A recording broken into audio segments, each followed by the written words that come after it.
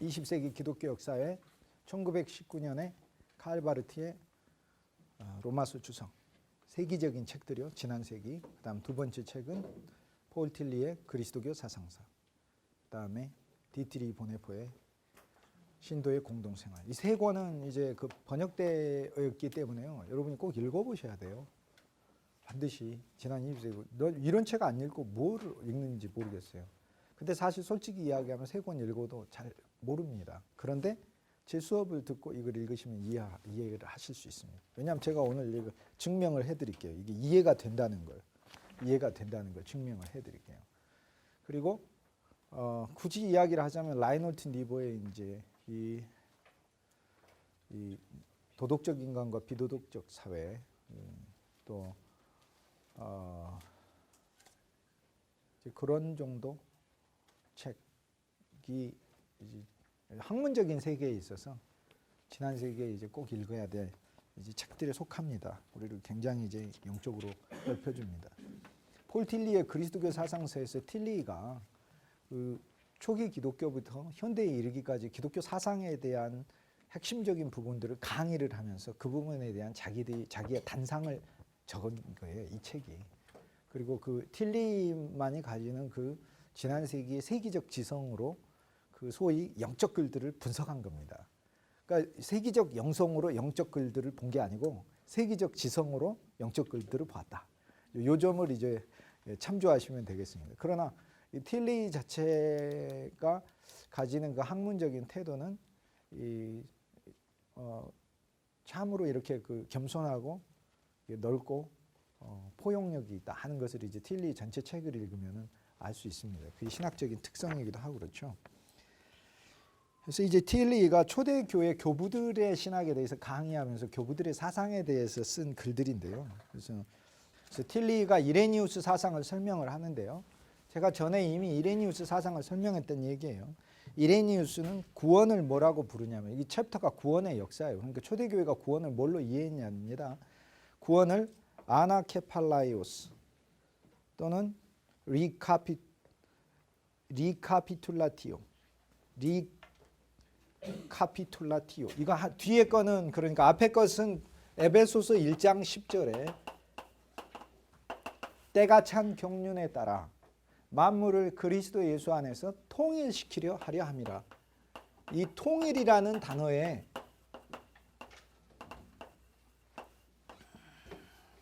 K로 쓰죠. CH.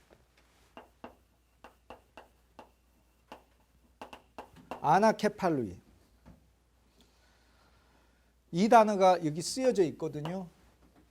에베소서 1장 10절에. 그래서 이제 케팔루라는 단어는 sum 요약한다는 말이고 정리. 한번 다 온 거를 한번 정리한다. 단순히 통일은 모은다는 뜻이 아니고 우리말이 이게 다 담지 못해서 그래요. 아나는 다시라는 말이에요. 아나스타시스가 부활이라는 뜻이에요. 그러니까 쉽게 얘기해서 그리스도 안에서 한 번 다 끝나고 한 번 다시 새로 시작하는 거예요. 그것이 예수 그리스도 사건이라고 그랬잖아요. 그래서 그리스도 예수는 예창조를 다 모아가지고 통일시키지 않아요. 예창조는 십자가에서 종결시키고 당신 안에서 새 창조를 만드는 거예요. 그러니까 예수의 십자가는요, 우리가 끝난 십자가입니다. 예수님 십자가는 내가 이렇게 막 해가지고 환상 중에 보는 십자가가 아니고 내 인생이 끝난 십자가예요. 그것이 진짜 십자가를 아는 거예요. 내 자체가 끝났어요. 꿈도 끝났고 내 옛삶도 끝났고 옛 세상도 끝났어요. 나란 자체가 끝난 거예요. 거기서 더 깊게 보면 아예 나라는 것 자체가 그리스도의 십자가가 나를 종결시켜버린 사건임을 알게 돼요. 예수가 매달린 게 아니고 내가 매달린 사건임을 알게 돼요. 왜냐하면 양에다가 손을 얹는 구약에 레위기에서 제물에 손 얹는 것은 연합을 말하는 거예요.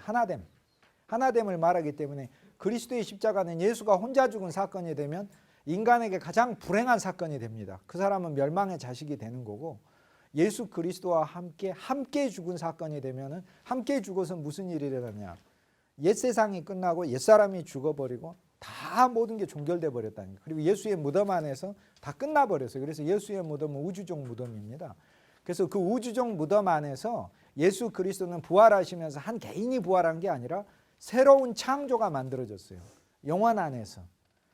인간이 이거를 못 보기 때문에 그렇지 영원 안에서 새로운 그거를 보고 바울이 그리스도의 영으로 말을 하는 거죠. 그리스도 예수 안에서 일어난 사건은 그리스도 예수 안에 만물이 새롭게 창조됐고 새로운 피조물이고 그리스도 예수 안에서 우리가 새로 지으심을 받았어요. 근데 지으심을 받은 그 세 사람이 그리스도인 거예요. 그러니까 십자가는 뭐냐면 나는 끝난 거고 그리스도가 살아난 사건이에요. 십자가를 안다는 건 내가 끝난 거예요. 꿈도 끝난 거예요. 꿈도. 나 자체가. 그래서 아나케팔루이라는 말은 단순히 에베소서 1장 10절에 9절은 우리를 위하여 때가 참 비밀의 경륜을 아는 거고 8절은 그리스도 예수 안에 있는 지혜와 명철로 우리를 충만하게 하는 거고 7절은 예수의 피로 구속함을 받은 것이 그러니까 에베소서 1장에서 3절부터 찬송하리로다. 창세전에 그리스도 예수 안에서 우리를 선택하신 그 하나님의 놀라운 섭리에 대해서부터 바울이 찬송하면서부터 한 절 한 절 이야기를 하는데 그 아들 예수 그리스도를 보내사 7절에 구속함을 얻고 8절에 지혜와 명철로 채우시고 지혜도 그리스도고 명철도 그리스도예요. 세상에 있던 헛된 지혜들이 십자가에서 끝났으니까 이제는 우리에게 그리스도의 지혜를 채우고 지혜라는 것은 그리스도 예수가 가지는 자체의 모든 것을 대하는 그분의 원리와 생각을 말하는 거죠. 그게 지혜예요. 명철이라는 것은 이것이 적용되는 것을 명철이라고 얘기를 합니다. 그리스도의 지혜와 그리스도의 명철을 채운 다음 그러니까 7절에는 구속함으로 구원을 받았으니 구원은 초보예요. 예수님은요 우리 구원하려고 오신 분 아니에요. 구원하셔서 지혜와 명철을 채우려고 오신 분이고 지혜와 명철도 목적이 아니에요. 지혜와 명철을 채워서 아나케팔루 하려고 오셨다. 그 얘기를 하는 거예요. 지금 바울이. 통일시키려 오신 것이다. 근데 그냥 옛사람을 다 모아서 예수를 머리로 삼아서 통일시키는 게 아니라 그냥 케팔루가 아니라 아나케팔루. 한 번 죽고 다시 새 사람으로 살게 하고 새 교회로 살게 해서 통일시키려 하는 이게 바울의 사상이다. 이게 이레니우스가 이것을 핵심적으로 이걸 요약한 이건 제가 첫 번째 시간에 이미 얘기를 드렸습니다. 그죠? 첫 시간에 기억 안 나세요? 나죠? 그리스도 예수 안에서 예창조가 끝났고 새 창조가 시작이 됐다. 이 성경을 보는 중요한 원칙이에요. 그래서 창세기는 예창조 이야기, 새 창조 이야기 다 얘기하는 거예요. 이 저 풀뿌리가 만들어진 이야기하면서 동시에 새 창조 이야기를 하는 거예요. 새 창조에서 예수 생명이 우리 안에서 어떻게 태어났느냐가 이게 창세기 1장이에요. 우리가 처음에 빛으로 왔어요. 이 생명은 빛. 이 생명은 곧 빛이라 요한복음 1장에서 얘기해요. 그 안에 생명이 있었나니 이 생명은 사람들에게 와서 비치는 빛이라. 그래서 생명이신 그리스도, 영원한 생명, 하늘의 생명, 그리고 인류가 한 번도 소유해보지 못했던 삼위일체 하나님의 생명, 그 하나님 생명이 우리에게 왔는데 처음에는 빛으로 왜 어둠을 몰아내야 되니까 빛으로 왔고 두 번째는 우리를 갈라지게 했고 사망의 물을 우리 가운데서 물러가게 했고 세 번째는 우리 가운데 땅이 드러나게 해서 참 인간성, 그리스도 예수 안에서 참 인간성이 나오게 한 다음에 그 땅이 밭으로 변화돼서 밭에서는 이제 각종 심에는 채소를 내는 것이다. 그래서 창세기 1장에 나오는 셋째 날의 그 역사에 대해서는 창세기 3장에 아담과 하와가 범죄하고 나서 아담은 오실자의 표상이기 때문에 실제 하나님께서 아담과 하와에게 하신 건 심판이 아니라 구원을 말씀하셨어요. 심판 하나도 없어요. 심판은 그리스도 예수 안에서 이미 이루어진 것이고 그리스도 예수 안에서 심판은 이루어지지 그리스도 예수 바깥에서는 어떤 심판도 안 이루어지고 구원도 그리스도 예수 안에서만 일어납니다. 어떤 구원도 그리스도 예수 바깥에는 없어요. 그래서 창세기 3장에서 나오는 것은 심판을 말하는 게 아니라 구원을 말해요. 처음부터 끝까지 구원을 말해요. 그래서 남자에게는 네가 수고하여 밭이 내게 채소를 낼 것이라 땅은 엉겅퀴와 가시를 낼 것이라 하나도 갈아지지 않는 예창조는 그러니까 아나케팔루는 이전 것이 있어요. 이게 옛 것, 예창조. 예수 그리스도의 십자가에서 끝나버리고 새롭게 통일이 됐어요. 새롭게 머리이신 그리스도를 중심으로 새롭게 다 만물이 이 하나로 새로 탄생된 게 시작됐다 그 말입니다. 이게 새 창조라고 부르는 그 그리스도의 십자가 사건에 의해서 시작이 됐어요. 시작이. 십자가는 옛 것을 끝내면서 동시에 새 것을 잉태시키고 있는 우주적 무덤이에요. 십자가가. 예수 그리스도가 묻히신 무덤이 우주적 무덤이에요. 이 무덤에서 이 사건이 시작이 됐다 이 말이에요. 그러니까 우리 그리스도인은 옛창조의 사람이 아니라 십자가를 보면 그리스도 안에서 옛창조가 끝난 거예요. 옛 사람도 끝나버려요. 그러니까 옛 사람은 그냥 내가 살고 있는 나 자체가 끝난 거예요. 근데 너희가 새 사람으로 지으심을 받았으니 이 새 사람의 실제는 뭐냐? 그리스도 예수예요. 그러니까 이게 엄청난 믿음이에요. 그러니까 바울이 뭔 얘기예요? 아, 나라는 바울은 끝났구나. 그리스도 예수의 십자가에서. 그런데 그 십자가에서 새로운 창조가 됐고 새 사람을 지으심을 받았는데 그 새 사람의 지으심이 나의 실체요 본질이다. 옛사람의 실체와 본질은 죄인 중에 괴수고 옛사람에게는, 새 사람에게는 실체와 본질이 그리스도 예수다. 그래서 갈라디아서 2장 20절에 내가 그리스도 예수와 함께 십자가에 못 박혔고 그 십자가에서 우주적 종결이 일어나고 그 다음에 다시 새로운 내가 태어났는데 그 나는 내가 아니요 오직 내 안에 그리스도 예수께서 사신 것이라. 이제는 내가 산 것 아니요 그렇게 된단 말이에요. 그러니까 이것이 실제가 되는 사람. 그러니까 이것은 우주적인 신비예요. 우주적 신비. 그 그리스도인의 믿음은 뭘 얘기하냐면 내가 이렇게 막 밖에 있는 예수님을 막 잘 믿어오는 내 목적과 내 수단과 내 의지를 가지고, 그래서 내 자식 잘 되기 위해서 내가 막 몇십 일씩 기도하고 내가 심지어는 어떤 사역을 놓고서도 뭐 어떤 사역이 잘 되기 위해서 막 기도하고 그런 것이 아니에요. 살아계신 그 그리스도의 인격이 내 전부가 되는 것을 취하는 게 이것이 믿음이에요. 이것이 진짜 성경이 말하는 믿음이에요. 이거 외에는 믿음이 아닙니다. 사실상 믿음이 아니에요. 그러니까 이것이 믿음이에요. 그럼 오늘날 그 종교개혁에서 말하는 오직 믿음이나 초대교회 교부들이 말하는 오직 믿음은 오늘날 교회는 없어요. 진짜로 없어요. 보지를 못했어요. 발견하지를 못해요. 언어에서든 설교에서든 가르침에서든 없어요. 우리가 임의로 생각해버린 세상적인 규정으로 이야기하는 그 믿음, 종교적 관념의 그 믿음을 단지 말하고 있으면서 그것이 성경이 말하는 믿음이라고 또 착각하고 있어요. 절대 그렇지 않습니다. 그러니까 종교개혁자들은 교부들이 말하는 그 믿음은 그리스도 안에서 내가 끝나버린 믿음이에요. 완전히 그리스도 예수만 산다는 믿음이기 때문에 이것이 바로 아나케팔루다. 단순히 썸업이 아니고 again. 그래서 이것을 헬라어인데 이 헬라어를 라틴어로 바꾸면 리카피튜라티오가 된다 이 말입니다. 리는 다시고 캐피튜라티오는 캐피튜는 머리거든요. 머리를 중심으로 해서 다시 다 한번 갱신돼 버렸다. 예창조에서도 그리스도는 머리예요.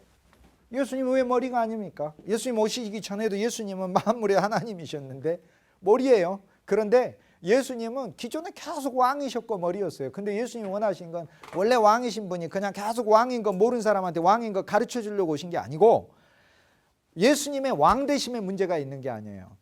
왕된 백성들이 그리스도의 백성이 될 수 없는 존재로 있는 그 예창조가 그리스도께는 견딜 수 없는 거예요. 그래서 십자가에서 끝내고 완전 새 백성을 만든 다음 백성 수준으로 있는 게 아니라 백성은 구원받은 존재이고 백성에서 더 나아가서 거룩한 그리스도의 생명을 받은 성도가 되게 하고 성도에서 더 나아가서 형제 자매가 되게 하고 하나 그리스도 예수 안에서 새로 태어났음을 보게 하고, 그래서 그리스도 예수가 장자이시고 더 이상 독자도 독생자도 아니고 장자이시고 장자이시면은 우리가 공동 상속자로서 하나님 아버지가 가신 그 충만을 그리스도 예수가 다 갖고 그리스도 예수가 가진 그 충만을 교회에 다 부어져서 교회 안에 있는 거룩한 성도들이 형제로서 그리스도 예수 안에 있는 모든 것들을 이루신 것, 영원한 구속, 영원한 구원, 영원한 생명, 영원한 사면, 영원한 용서, 영원히 용납하여 주신 것, 이 자체만 가질 뿐 아니라 본래 그분 안에 있었던 것, 의와 공의와 거룩과 지혜와 그분의 사랑과 그분의 빛되심과, 그뿐 아니라 그분이 본래 소유하고 계시고 본래 누리고 계셨던 영광과 존귀와 보좌와 권세와 이 모든 것들을 심지어는 통치까지 우리로 하여금 공동으로 상속하게 하신다.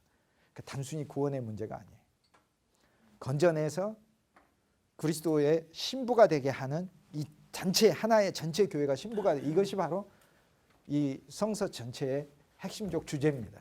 이 주제로 성경을 푸는 것이다 그 얘기예요. 이 주제로 성경을 푸는 거예요.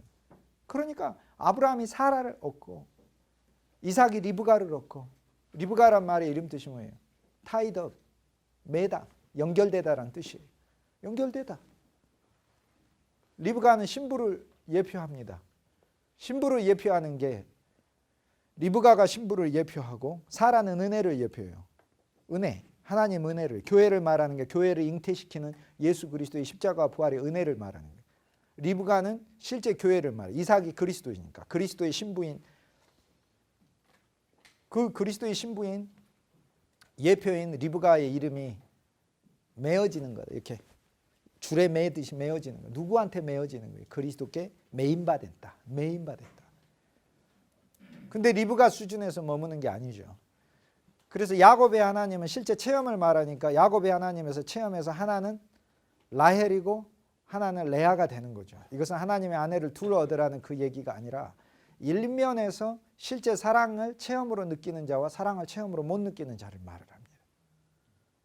우리는 일면에 그러니까 이것은 실제 생활에서도 그래요. 이삭의 아내 리브가이라는 것은 우리에게 아내가 하나라는 것을 말을 하는 것이고 남편이 하나, 배우자가 하나라는 걸 말을 하는 거고 야곱에게서 아내가 둘이라는 것을 이야기하는 것은 실제 체험에서의 본질을 말하는 거예요. 본질은 뭐냐면 자세히 보면은 내가 레아처럼 사랑 안 하는 사람이에요. 그런데 또 한 면에선 라헬처럼 사랑하고 있어요. 이 두 개를 얘기를 하는 거예요. 그래서 야곱의 하나님은 실제적인 어떤 체험의 하나님입니다. 그래서 이건 라틴어예요. 그래서 에베소서 1장 10절을 이건 헬라어니까 이거 라틴어로 하면 리카피툴라티오가 돼서 그래서 이제 오늘날 이레니우스 사상을 리캐피툴레이션이라 부르고 이거를 오늘날의 이제 초대 교회 신학 연구하는 이제 학자들이 이제 이것을 총괄갱신이다 이렇게 번역을 했어요. 근데 이 총괄갱신이 영적 의미를 그 번역한 이 용어를 사용한 분도 알고 우리도 안다면은 약간 약한 용어이기는 하지만 이건 뭘 의미하냐면 예창조의 종결과 종식 그리고 새 창조의 그분 안에서의 시작을 말한 거다 그 말이에요. 그러니까 어떤 갱신 이상의 의미인데 뭐냐 아나가 죽었다 살아난 거거든요. 저게. 그리스도 안에서 아나는 항상 십자가를 통과한 것을 말하는 거예요. 죽었다가 살아나요. 그러니까 어떤 총괄갱신 이상의 것이지만 그럼에도 불구하고 무슨 전혀 오역은 아니다. 그래서 총괄갱신 이론이라고 하면서 리캐피툴레이션이라는 말을 쓰는데 이 단어는 헬라어 이 단어의 라틴어일 뿐이다. 그러니까 원래 헬라어 이 단어가 바로 에베소서 1장 10절의 통일이다. 그러므로 그리스도 예수 안에서 일어난 사건은 예창조의 종결이고 새창조의 시작이니까 창세기의 모든 얘기, 창세기뿐 아니에요. 레위기의 모든 이야기, 출애굽기의 모든 이야기 이것은 예창조 이야기와 새창조의 동시입니다. 그래서 출애굽기에서 예를 들어서 예창조 안에서는 육신의 이스라엘이 애굽 나온 이야기지만 새창조 아래서는 영적 이스라엘인 우리가 세상으로 예표되는 이집트에 속박되었다가 그곳에서 하던 일이 뭐예요? 바로의 국고성을 쌓고 있었어요. 모든 사람들은 그래서 그리스도 예수의 사람이 되기 전에 하고 있던 일들이 본래 다 뭐예요? 본성적으로 하고 있는 일이 바로의 국고성을 쌓고 있는 일이다 이 말이에요.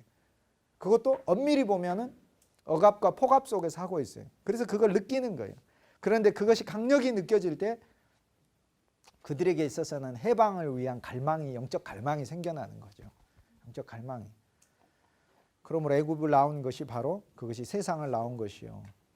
홍해를 건넌 것이 그리스도 예수 안에서 침례를 받아서 세상과 내가 끊어지는 것을 말하는 것이라. 광야의 백성이 되는 것은 그리스도 예수 안에서 이제는 세상을 떠난 백성으로서 하나님의 말씀과 계명에 따른 삶을 살면서 성막을 지어 즉 교회 생활 안에서 사는 것이다. 가나안 땅에 들어가는 것은 여호수아 본받아 앞으로 가세 맨날 부르면서도 몰라요. 우리 거할 초소는 주님 품일세. 가나안 땅은 주님 품이에요. 약속의 땅이에요. 그래서 죽고 가는 이 하늘나라 이런 게 아니고 약속의 땅은 가나안 땅에 들어가서 전투해야 되는 것이거든요. 그래서 에베소서 6장이 바울이 우리들의 싸울 것은 혈과 육에 속한 것이 아니라 정사와 권세자들과 어둠의 영에 속한 것이라 이렇게 얘기할 때 이것이 가나안 땅 안에서의 정복하는 신앙을 말하는 거예요. 그래서 약속의 땅 안에서는 그리스도 예수를 모든 것으로 누리는 신앙이라. 광야의 신앙에서는 하나님의 경륜을 아직 못하고 이제 비로소 이건 예수 처음 믿은 거 그런 거 얘기하는 게 아닙니다. 50년을 믿어도 광야에서 쓰러져 죽어요. 아무 상관없어요. 신앙의 연주와. 그리고 직분하고도 아무 상관없어요. 저는 목회자여도 광야는커녕 애굽에서 예수의 피 바른 채 그냥 애굽에서 계속 바로하고 제일 친하게 지내는 사람 많이 봤어요. 그러니까 다 똑같은 것이다. 이거는 육신적인 어떤 신앙의 연주하고 상관이 없다. 주님이 우리 눈 열어줘야 보는 것이지. 그러니까 이 구조가 제가 이제 첫 번째 시간에 강의했던 이유는 뭐냐면 이것이 성경을 풀이하는 초대교회의 핵심적 사상이에요. 이레니우스가 새롭게 만든 것도 아니에요. 이레니우스가 이것을 다 가지고 있던 그런 생각과 초대교회부터 나오는 그 이야기들을 학문적으로 이렇게 풀어서 책으로서 남겨 이 기록을 우리가 보고 있기 때문에, 그리고 워낙 그 2세기에 있어서 가장 대표적인 그냥 한 사람 꼽으라면 이레니우스, 이러니까 이제 그를 이야기한 것이죠. 읽어보겠습니다. 77페이지. 이레니우스는 구원을 아나케팔라이오스라고 불렀다. 이것은 에베소서 1장 10절에 때가 차면도 아닙니다. 시대들이 찼을 때, 시대들이 마감됐을 때예요. 시대들이 마감됐을 때. 그러니까 율법의 시대도 마감되고 구약의 옛 하나님이 왔던 모든 시대들이 마감돼서 그리스도를 위한 시대들이 왔을 때 하늘과 땅에 있는 모든 것이 그리스도를 머리로 하고 하나가 될 것입니다. 그러니까 단지 하나가 아니라 통일, 우리말 통일, 하나라고 했는데 통일이 아니라 아나케팔루다 이 말이에요. 죽었다가 새로 살아날 것입니다. 이 말이 본래 맞는 말. 죽었다가 새로 살아나 흩어지는 게 아니라 그리스도를 머리로 정점해서 모두가 통일되고 모일 것입니다. 다 그리스도를 향해가. 골로새서 1장 10절에 만물은 그리스도 때문에 창조됐을 뿐 아니라 그리스도를 인하여 창조돼 그리스도를 인하여 섰느니라. 지금도 존재하고 있느니라. 섰다는 얘기는 지금도 존재해요. 내가 왜 숨쉽니까? 예수 그리스도가 나를 숨쉬게 하니까 나의 존재의 근원이요 동력으로 계시니까 숨쉬는 거고, 풀이 왜 바람이 왜 불고 이 세상이 왜 이렇게 원리대로 있는가? 그리스도께서 세상 속에 지구 자체도 왜 떠 있는가? 그리스도께서 당신 자체가 동력으로서 제공하고 계시니까. 동력이 그분 동력일 뿐 모든 것인데 동력도 그리스도 안에 있기 때문에 그래서 서 있는 거예요. 우리가 숨쉬는 이유가 그 이유예요. 그리스도가 동력으로 제공하셔서. 이 땅 안에서 동력을 더 이상 제공하지 않으시면 그냥 끝나는 거죠. 우리는. 그뿐 아니라 만물이 그리스도를 향하여 그가 머리 대신 그리스도를 향해 간다고 얘기를 합니다. 골로새서 1장 10절에서. 만물은 그리스도를 향해 갑니다. 불신자도 예수를 향해 갑니다. 우리만 그리스도를 향해 가서 우리만 그리스도의 신부가 되는 게 아니고 우리만 그리스도와 온전히 하나 돼서 새 예루살렘에서 우리는 그분의 영원한 거처가 되고 영원한 장막이 되고, 하나님은 우리의 영원한 성전이 되는 이 이중입니다. 거처와 이 하나는 거처고 하나는 성막이에요. 이 성막과 거처는 별개로 있었어요. 구약에 내가 사는 집이고 하나는 내가 예배하는 집이에요. 별개로 있었어요. 그런데 그리스도 예수는 내가 사는 집이면서 동시에 내가 하나님을 예배하는 성전이 돼버리는 거예요. 그리스도 안에. 그래서 거처와 장막이 하나가 돼버리는 거예요. 그리고 동시에 성전이 돼버리는 거예요. 우리만 그리스도 예수로 통일되고 세상 사람도 다 그리스도 예수를 향해 가고 있어요. 만인이 그 앞에 서게 돼요. 다 서게 돼서 결국에는 불못에 다 가게 돼 있어요. 그리스도를 향해 다 가게 돼 있어요. 이레니우스가 그의 구원론의 바탕으로 삼은 이 말은 아담에 의해서 깨어져 버린 시밀리튜도, 즉 불사성이다 이런 건데, 시밀리튜도는 하나님의 형상대로 만들어진 하나님의 형상이 깨어진 것을 그리스도에 의해서 다시 회복되고, 그냥 예수님이 부서진 걸 고치는 수준이 아니라 종결시키고 살리신 것이 바로 이레니우스의 핵심 사상이다 그 얘기입니다. 종결시키고 다시 살리신 것을 그리스도 안에서 성취된다는 것을 의미한다. 인류가 본래 그렇게 되도록 예상되어 있었지만 마침내 그리스도 안에서 성취되었다. 그리스도와 더불어 새로운 인류가 시작되었다. 그러나 인류뿐 아니라 전 우주도 그리스도의 출현에서 새로운 성취를 보게 된다. 새로 이루어졌다 이 말이에요. 온 우주도. 이러한 성취를 수행하기 위해서는 그리스도와 아담의 본성에 참여하지 않으면 안 된다. 왜? 아담이 그대로 있는 채 새 인류를 창조할 수는 없으니까. 그리스도 예수는 우리 자체를, 예를 들어 예수님은 새 인류를 창조하셨어요. 그러니까는 우리 옛 인류는 그대로 놔둔 채 새 인류를 창조하면 나하고 아무 상관이 없어 버리잖아요. 새로 창조된 사람. 나는 옛 아담에 속하니까. 그러니까 마지막 아담으로 오셔서 그분은 새 아담, 둘째 아담이 돼버리신 거예요. 마지막 아담으로 오셔서 나를 끝내버리신 거죠. 마지막 아담으로. 그래서 바로 그 말이에요. 그리스도와 더불어 그리스도가 아담의 본성에 참여하지 않으면 안 된다. 아담을 끝내버리기 위해서요. 아담이 죽은 자의 시작이었듯이 그리스도는 산 자의 시작이다. 아담은 그리스도에게서 성취된다. 종결되고 시작되는 거예요. 다시 말해서 그리스도는 아담이 마땅히 되어야 될 본질적 인간이다.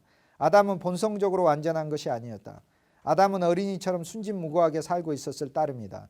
나는 이 깊은 사상을 초월적 휴머니즘이라고 부르려고 한다. 휴머니즘, 인간, 그 소위 인격주의인데 인간에 대한 인격주의인데 transcendent humanism. 틸리가 이제 그 이레니우스 사상을 보고 이제 부르는 말이 transcendent humanism이라 이렇게 이제 부르는데 이 무슨 얘기냐면 인격에 대한 어떤 기본적인 이레니우스의 사상이 transcendent하다. 상당히 초월성에 근거한 인격주의를 펴고 있다. 지금 그 얘기를 하고 있는 겁니다. 이 초월적 휴머니즘은 그리스도가 본질적 인간의 완성, 곧 아담의 본성의 완성을 의미하는 휴머니즘이다. 아담은 인류 자체를 말합니다. 그가 되어야 할 것에서 떨어져나 범죄했으니까요.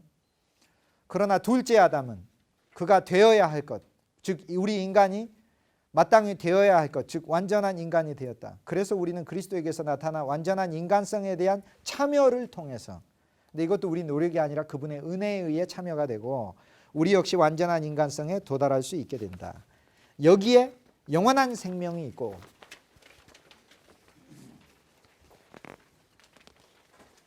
불사성에서의 참여인, 불사성, 결코 멸망되지 않는 영원성의 참여인 신과의 유사성, 즉 하나님이 가진 그리스도 예수께서 가지신 생명과 본성과 하나님으로서의 본질과 참 인간으로서의 그분이 가진 그 모든 속성과 덕목과 미덕과 그분 안에 있는 모든 요소들이 나에게 시밀리타티오, 똑같이 같게, 시밀라라는 같은 거니까 동시에 이렇게 복사되는 것을 말하니까 복사입니다. 이것은 그러니까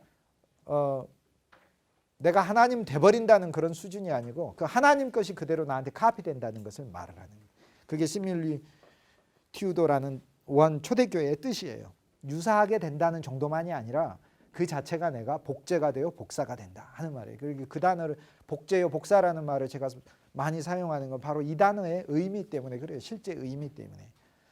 내가 이 문제를 다루면서 놀랐던 것은 지금 틸리가 지금 하고 있는 겁니다. 말하고 있는 거예요. 고대 교회의 신학이 19세기의 신학에 비해 얼마나 탁월한가 하는 점이다. 고대 교회의 신학이 틸리조차 본질을 알고 보니까 놀라고 있네. 19세기의 신학이 비할 바 아니다 이 말이에요. 그리고 그것이 그리스도 교회의 역설을 비합리성이나 부조리성 또는 무의미성으로 몰아넣지 않고, 그러니까 예수 그리스도 안에 일어난 사건들이 아무 그런 무의미한 얘기처럼 이렇게 설명하는 것이 아니라 얼마나 깊이 얼마나 훌륭하게 이해했는가 하는 점이다. 초대교회 신학이 그렇다는 거죠. 물론 이와 함께 무의미한 표상이나 기적신앙이나 그 밖의 것이 들어있는 것은 사실이에요. 초대교회 안에 부수적이고 비본질적인 부분이 있다는 것은 사실이다. 그러나 이 신학은, 초대교회 신학은 그 핵심에 있어서 그리스도에 관한 깊은 이해를 철저하게 보이고 있다. 그것은 그리스도를 우연한 사건으로 이해하지 않고 최고의 존재자의 변화로서 이해하지 않고 완전한 그리고 본질적인 인간으로서 이해하고 있다. 그것 때문에 언제나 그것은 아담에게 관계하고 인간의 본질적 존재와 타락된 상태에 관계하고 있었다.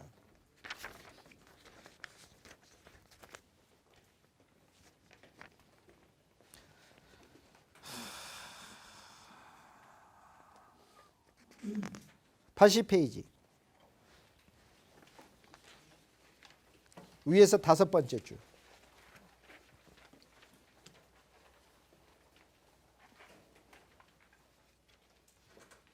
이레니우스의 교회론으로 돌아가지만 이레니우스는 이렇게 말하고 있다. 아들의 불가시성이 아버지이며 아버지의 가시성이 아들이다. 아버지의 가시성이 아들인 거고 아들의 불가시성이 아버지예요. 아들 안에 있는 우리가 보지 못하는 모든 것은 아버지예요. 아버지 안에 있는 우리가 보는 모든 것은 아들이에요. 이것은 영원히 그렇다. 신 안에는, 하나님 안에는 볼 수 있게 될 가능성이 언제나 존재한다. 그리고 하나님 안에는 신비와 시면으로서, 비밀과 시면으로서 남아있는 것이 언제나 존재한다. 비밀이니까 닫혀 있어요. 그런데 그 안에 들어가면 보이는 거죠. 비밀이라는 것은 닫혀서 안에 있는 실제라는 뜻이니까 외인에게서는 알려진 바 되지 아니할 거예요. 너희에게는 알린다 할 때. 그리스도 안에 들어가면은 우리는 그리스도 예수 안에서 아들의 실제만 볼 뿐 아니라 아버지의 실제를 체험한다 그 얘기입니다. 이 두 측면이 상징적으로 아버지와 아들을 서로 구별한다. 아버지에 있어서 영원히 가시적인 것이 그리스도로서의 예수의 인격적 출현에서 아들로서 계시된다. 아버지의 영원성은 아들의 계시성에 의해서만 보여지고 이해될 수 있다. 그런 얘기입니다.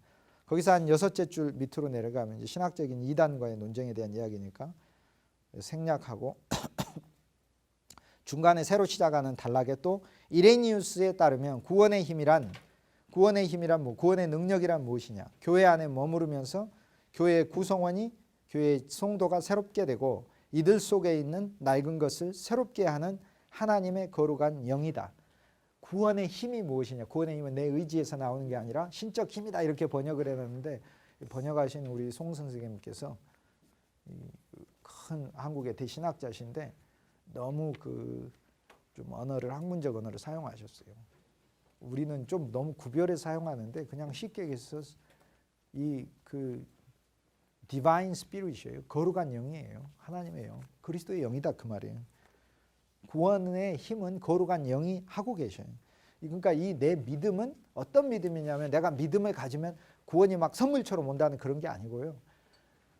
무엇에 대한 믿음이죠. 그리스도의 영이 나를 하나님의 온전한 자녀로 만들게 할 것이라는 믿음이에요. 그러니까 결국 그 일을 하는 것은 내가 주체가 아니고요. 하나님의 영이 주체입니다. 그리스도는 이들에게 생명과 빛을 가져다 주고 이들에게 새로운 실제를 가져다 주는 리얼리티인데 현실이 아니라 새로운 실제를 가져다 준다. 인간은 이것을 믿음에 의해서 받아들인다. 이것은 인간에게 행하시는 하나님의 일이다. 그러므로 아무런 법도 필요치 않다. 왜냐하면 우리는 하나님과 이웃을 사랑하기 때문이다. 이것이 바로 바울의 신학의 성격이다. 그런 얘기입니다. 딜리가 생각했을 때는 초대교회 교부들의 신학을 보면서 감탄을 마지 않습니다. 그런데 지식 차원에서 머물러 버리면 신앙의 실제가 안 돼 버리는 거죠. 신앙이란 뭐냐면 지식을 전수해 주는 겁니까? 아니잖아요. 거룩한 영이 흘러가는 거거든요. 그러니까 이것은 지식 차원이 아니라 본질적인 그리스도 안에서 고백 차원으로 있어져야 하는 거죠. 그걸 지적한 게 바르트예요. 고백 차원에 있어야 하는 거. 그래서 이제 틸리는 모르겠어요. 개인적으로 고백했겠죠. 주여 저는 당신 안에서 끝났습니다. 주 예수여 저는 당신 안에 새로 살았습니다. 주 예수여 당신은 아버지의 가시성, 아버지 자체이십니다. 그걸 고백했겠죠. 고백 안 하고서 이렇게 쓰기는 좀 어렵겠죠. 이렇게 쓰기는. 이런 원칙에 의해서 이제 우리가 보는데 하나 이렇게 아셔야 될 것은요. 항상 성경은 그리스도 예수에 대해서 말을 하고 그리스도 예수가 여호와라니까 여호와. 이미 말씀드렸어요. 예수도 아니고 그리스도 아니고 사실 예수와 속에는 여호와 구원자라고 여호와가 들어있어요. 그런데 이미 주라고 신약이 주라고 불렀을 때 주가 세 개가 있어요. 하나 데스포타 주인 주가 있고 이것은 몇 번 등장하지도 않아요. 신약에. 그리고 두 번째 큐리오스의 주는 여호와란 뜻이라니까요. 뜻이 아니라 아예 단어라고요. 단어. 뜻 정도가 아니라 단어라고요. 여호와란 단어라고. 그래서 구약에 정확하게 5,917번인가 사용되는 이 단어가 6,000번 나온 단어가 신약에 한 번도 안 나오는 것이 아니라 수백 번 주라고 등장하고 있습니다. 예수를 주가 되게 하셨다. 그 이야기는 그럼 예수는 주가 아니었느냐? 근본 하나님의 본체시나 인간으로 사실 때는 하나님과 동등됨을 여길 것을 취하지 아니하셨어요. 그래서 사실상 그리스도 예수께서는 그 당신의 본분을 버리심 여호와로서 여호와의 이름은 삼위일체 하나님의 대표 이름이에요. 그리스도의 이름만이 아니에요. 삼위일체 하나님 대표. 그 삼위일체 하나님은 항상 하나로 계셔요. 본질이. 우린 삼위삼체를 믿는 게 아니에요. 삼위가 정통이 아니에요. 삼위삼체는 이단이에요. 삼위일체를 믿는 거예요. 핵심이에요. 삼위삼체나 삼신론을 믿는 건 너무도 쉬운 거예요. 사상이. 신이 세 개 있다. 삼위일체를 믿는 게 어려운 거예요. 이건. 신앙의 신비이기 때문에. 그러니까 구약에 나타난 그 하나님은 하나님이 나타나셨으나 이 하나님은 도대체 삼위 중에서 인간이 접촉하고 만나고 대화한다면 어떤 하나님을 만나고 접촉하고 대화하는가? 어떤 하나님을 만납니까? 아들 하나님을 만나는 것이다 그 말이에요. 만약에 인간이 이 아들 하나님에 의해서 감동에 대해서 아버지 하나님께 자기 자신이 이끌려진다면 도대체 어떤 하나님에 의해서 감동받는 겁니까? 영이신 하나님에 의해서 감동받는 것이다 그 얘기입니다. 아들 하나님이 만나서 대화할 때 이 만나는 인간을 감동시키는 건 누가 하는 겁니까? 영이신 하나님이 하시는 거예요. 그러면 영이신 하나님 속에는 뭐가 들어있어요?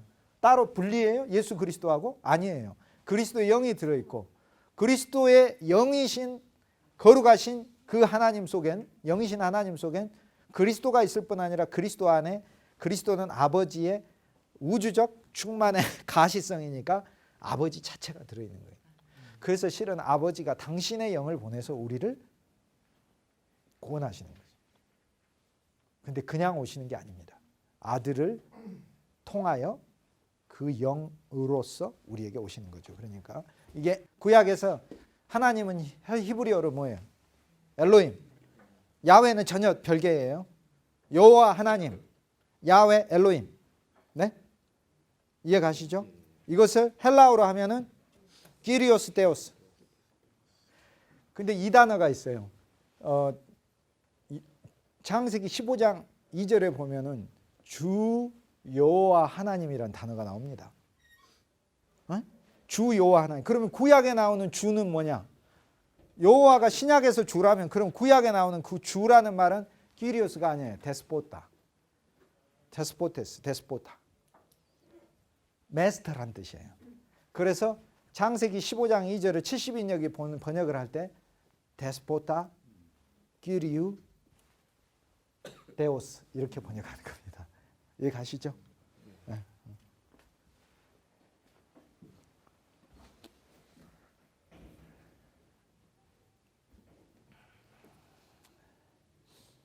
항상 이 그 창세기의 전체 구조는 윗부분에서 사건이 주어지고 그 아랫부분에서 그에 대한 풀이와 해석이 나와요. 즉 예를 들면은 21장에서 이삭이 탄생합니다. 그죠?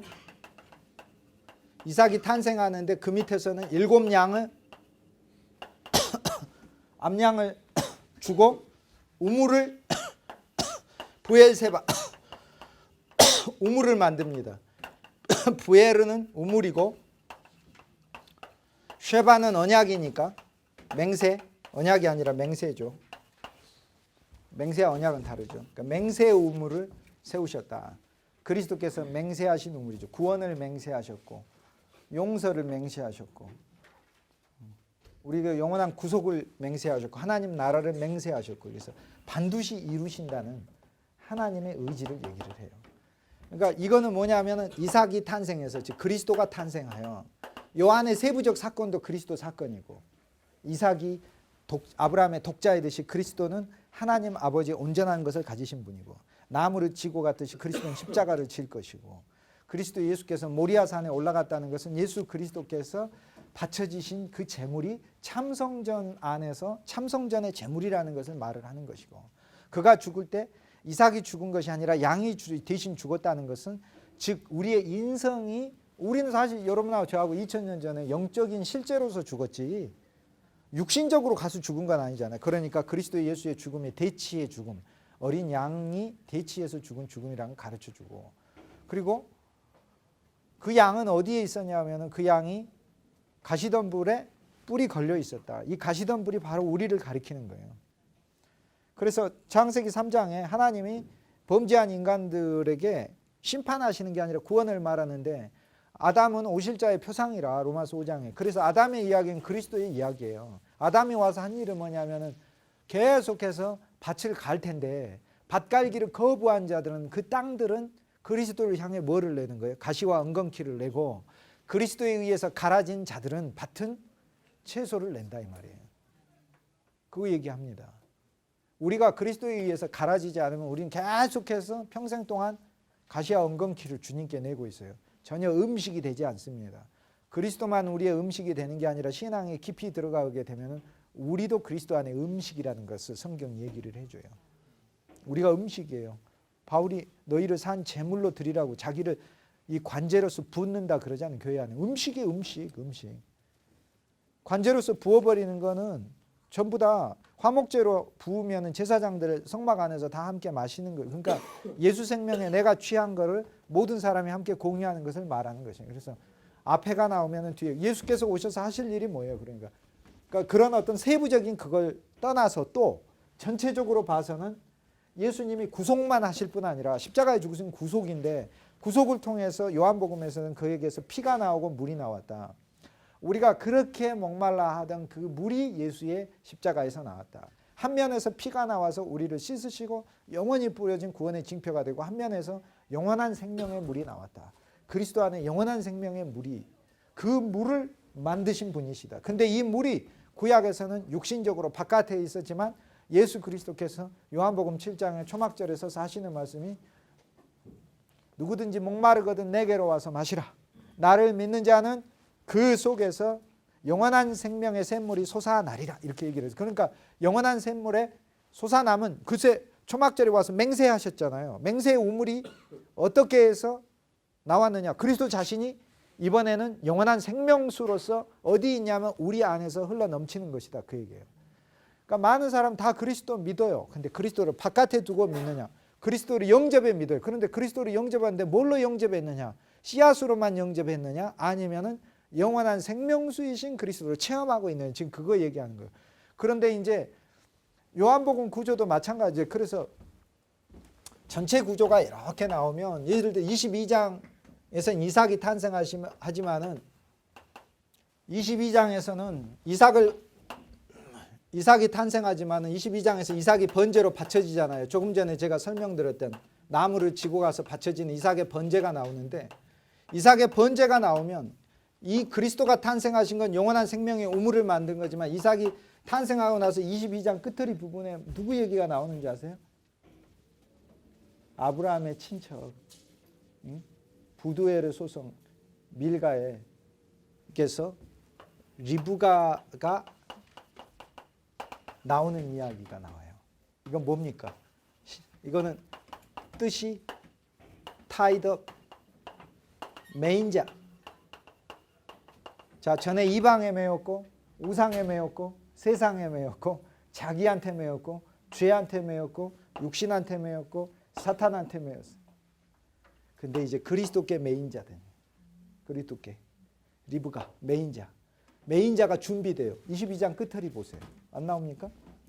나오죠. 그럼 무슨 얘기하고 있어요? 자, 그러니까 이제 그리스도가 탄생하신 것은 영원한 생명의 우물을 만든 것이고 그리스도가 십자가에서 드려짐으로써 뭐가 준비되고 있는 거예요?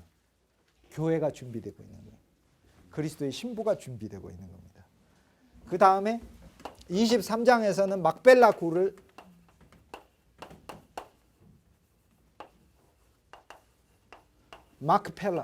마크펠라라는 말은 더블 베리얼이란 말입니다. 이중 베리얼은 매장이니까 이중 매장이다 이 말이에요. 같이 묻히는 무덤이다 이 말이에요. 우리는 이제 혼자 묻잖아요. 근데 요즘 합장 많이 하더라고요. 저희 아버님도 이렇게 옆에 묻힐 거 어머님 그거 해놨어요. 그랬더니 우리 어머니 상당히 기분 나빠하시다. 죽어서도 같이 살아야 되냐고 뭐 그러게 하시다. 그래서 화장해가지고 다 없애버리라고 그러시더라고요. 그래서 아버지 어머니 다 그래서 화장하려고 그래요. 이렇게 부활의 날에 어차피 새 몸을 주시니까 주님이. 그래서 이중 매장이다. 즉 23장에 그리스도 예수의 그 십자가 안에서 그 사건은 무슨 사건이냐. 이게 22장 이삭이 바쳐지는 번제. 그러니까 이것은 속죄만 우리가 보면 안 됩니다. 속죄도 못 봐요. 속건으로 보지. 속건죄는 trespass offering. 죄들을 용서해 주신 제사로만 예수님 제사를 이해한다니까요. 속죄제는 죄 자체, 죄를 짓게 하는 인격화된 실제. 그것이 또 하나 내 안에 새 인격이 있다. 나라는 인격, 죄라는 인격, 그리스도라는 인격. 사실 새 인격이 있어요. 이 새 인격이 있다가 내가 예수를 영접한 순간에 그리스도가 들어온 거고 십자가의 사건 자체가 나에게 우주적 카이로스로서 내가 체험되는 순간에 그리스도의 인격이 내 인격으로 여겨지는 거죠. 바뀌는 거죠. 믿어지는 거 그 순간부터 시작되는 거죠. 아, 십자가가 속건제 차원이 아니구나. 내가 뭐 지었던 과거 죄들을 용서해 주는 차원이 아니구나. 나라는 존재 자체가 끝난 거구나. 그리스도 안에서. 아나케팔로 해버렸구나. 그 순간 완전히 나는, 그러니까 나는 없는 거죠. 자체가. 근데 속죄죄로 본다는 것은 그런 번제 차원이 아니라 이 인격화된 또 다른 존재, 죄라는 것 실제. 사탄이 밖에 있으면 사탄이고 내 안에 있으면 죄로 있거든요. 이름을. 이것을 어거스틴이 오리지널 신이라고 불러요. 오리지널 신은 내 안에 거하는 본성을 가진 존재예요. 또 하나의 본성. 이것이 바로 매달려 버렸구나. 예수의 십자가에서. 끝나버렸구나. 그러니까 나란 존재가 죄에 대하여 하나님이 이기게끔 만들어 놓은 존재라는 믿음이 참 중요해요. 그러니까 영원히 정죄하지 않는다는 그 주님의 용서뿐 아니라 죄 지어도요 절대 주님 정죄하지 않아요. 그리스도 안에 있는 자예요. 내일 또 죄 지어도 주님은, 예를 들어 가늠하다 현장에서 잡힌 여인이 있어요. 가늠하다 요한복음 8장 현장에 잡혔습니다. 주님 뭐라고 말씀하셨어요? 나도 예수와 그 외에는 아무도 정죄치 아니야. 예수님이 중간에 서가지고 땅에다가 쓰시잖아요. 근데 요한복음 8장 그 구조에 보면 재밌습니다. 이 성전에서, 물질적 성전, 가시적 성전, 그 종교적 성전에서 그리스도께서 찾아가셨는데 그리스도께 한 여인을 바리새인과 서기관들이 끌고 와서 얘기하잖아요. 여러분 잘 알잖아요. 그런데 예수님이 이 여인은 모세율법 돌로 치라 했는데 어떻게 하리까 하니까 예수님 바로 너희 중에 죄가 없는 자가 돌로 치라 이렇게 얘기하지 않으시고 예수께서 허리를 구부려 땅에 쓰시니 글을 쓰셨어요. 그러니까는 사람들이 계속해서 예수를 쪼아댑니다. 예수님을 계속 재촉해요. 종용하니까 그때 예수님의 허리를 드시고 너희 중에 죄 없는 자가 돌로 치라 이렇게 말씀하시고 또 다시 썼다 이렇게 얘기해요.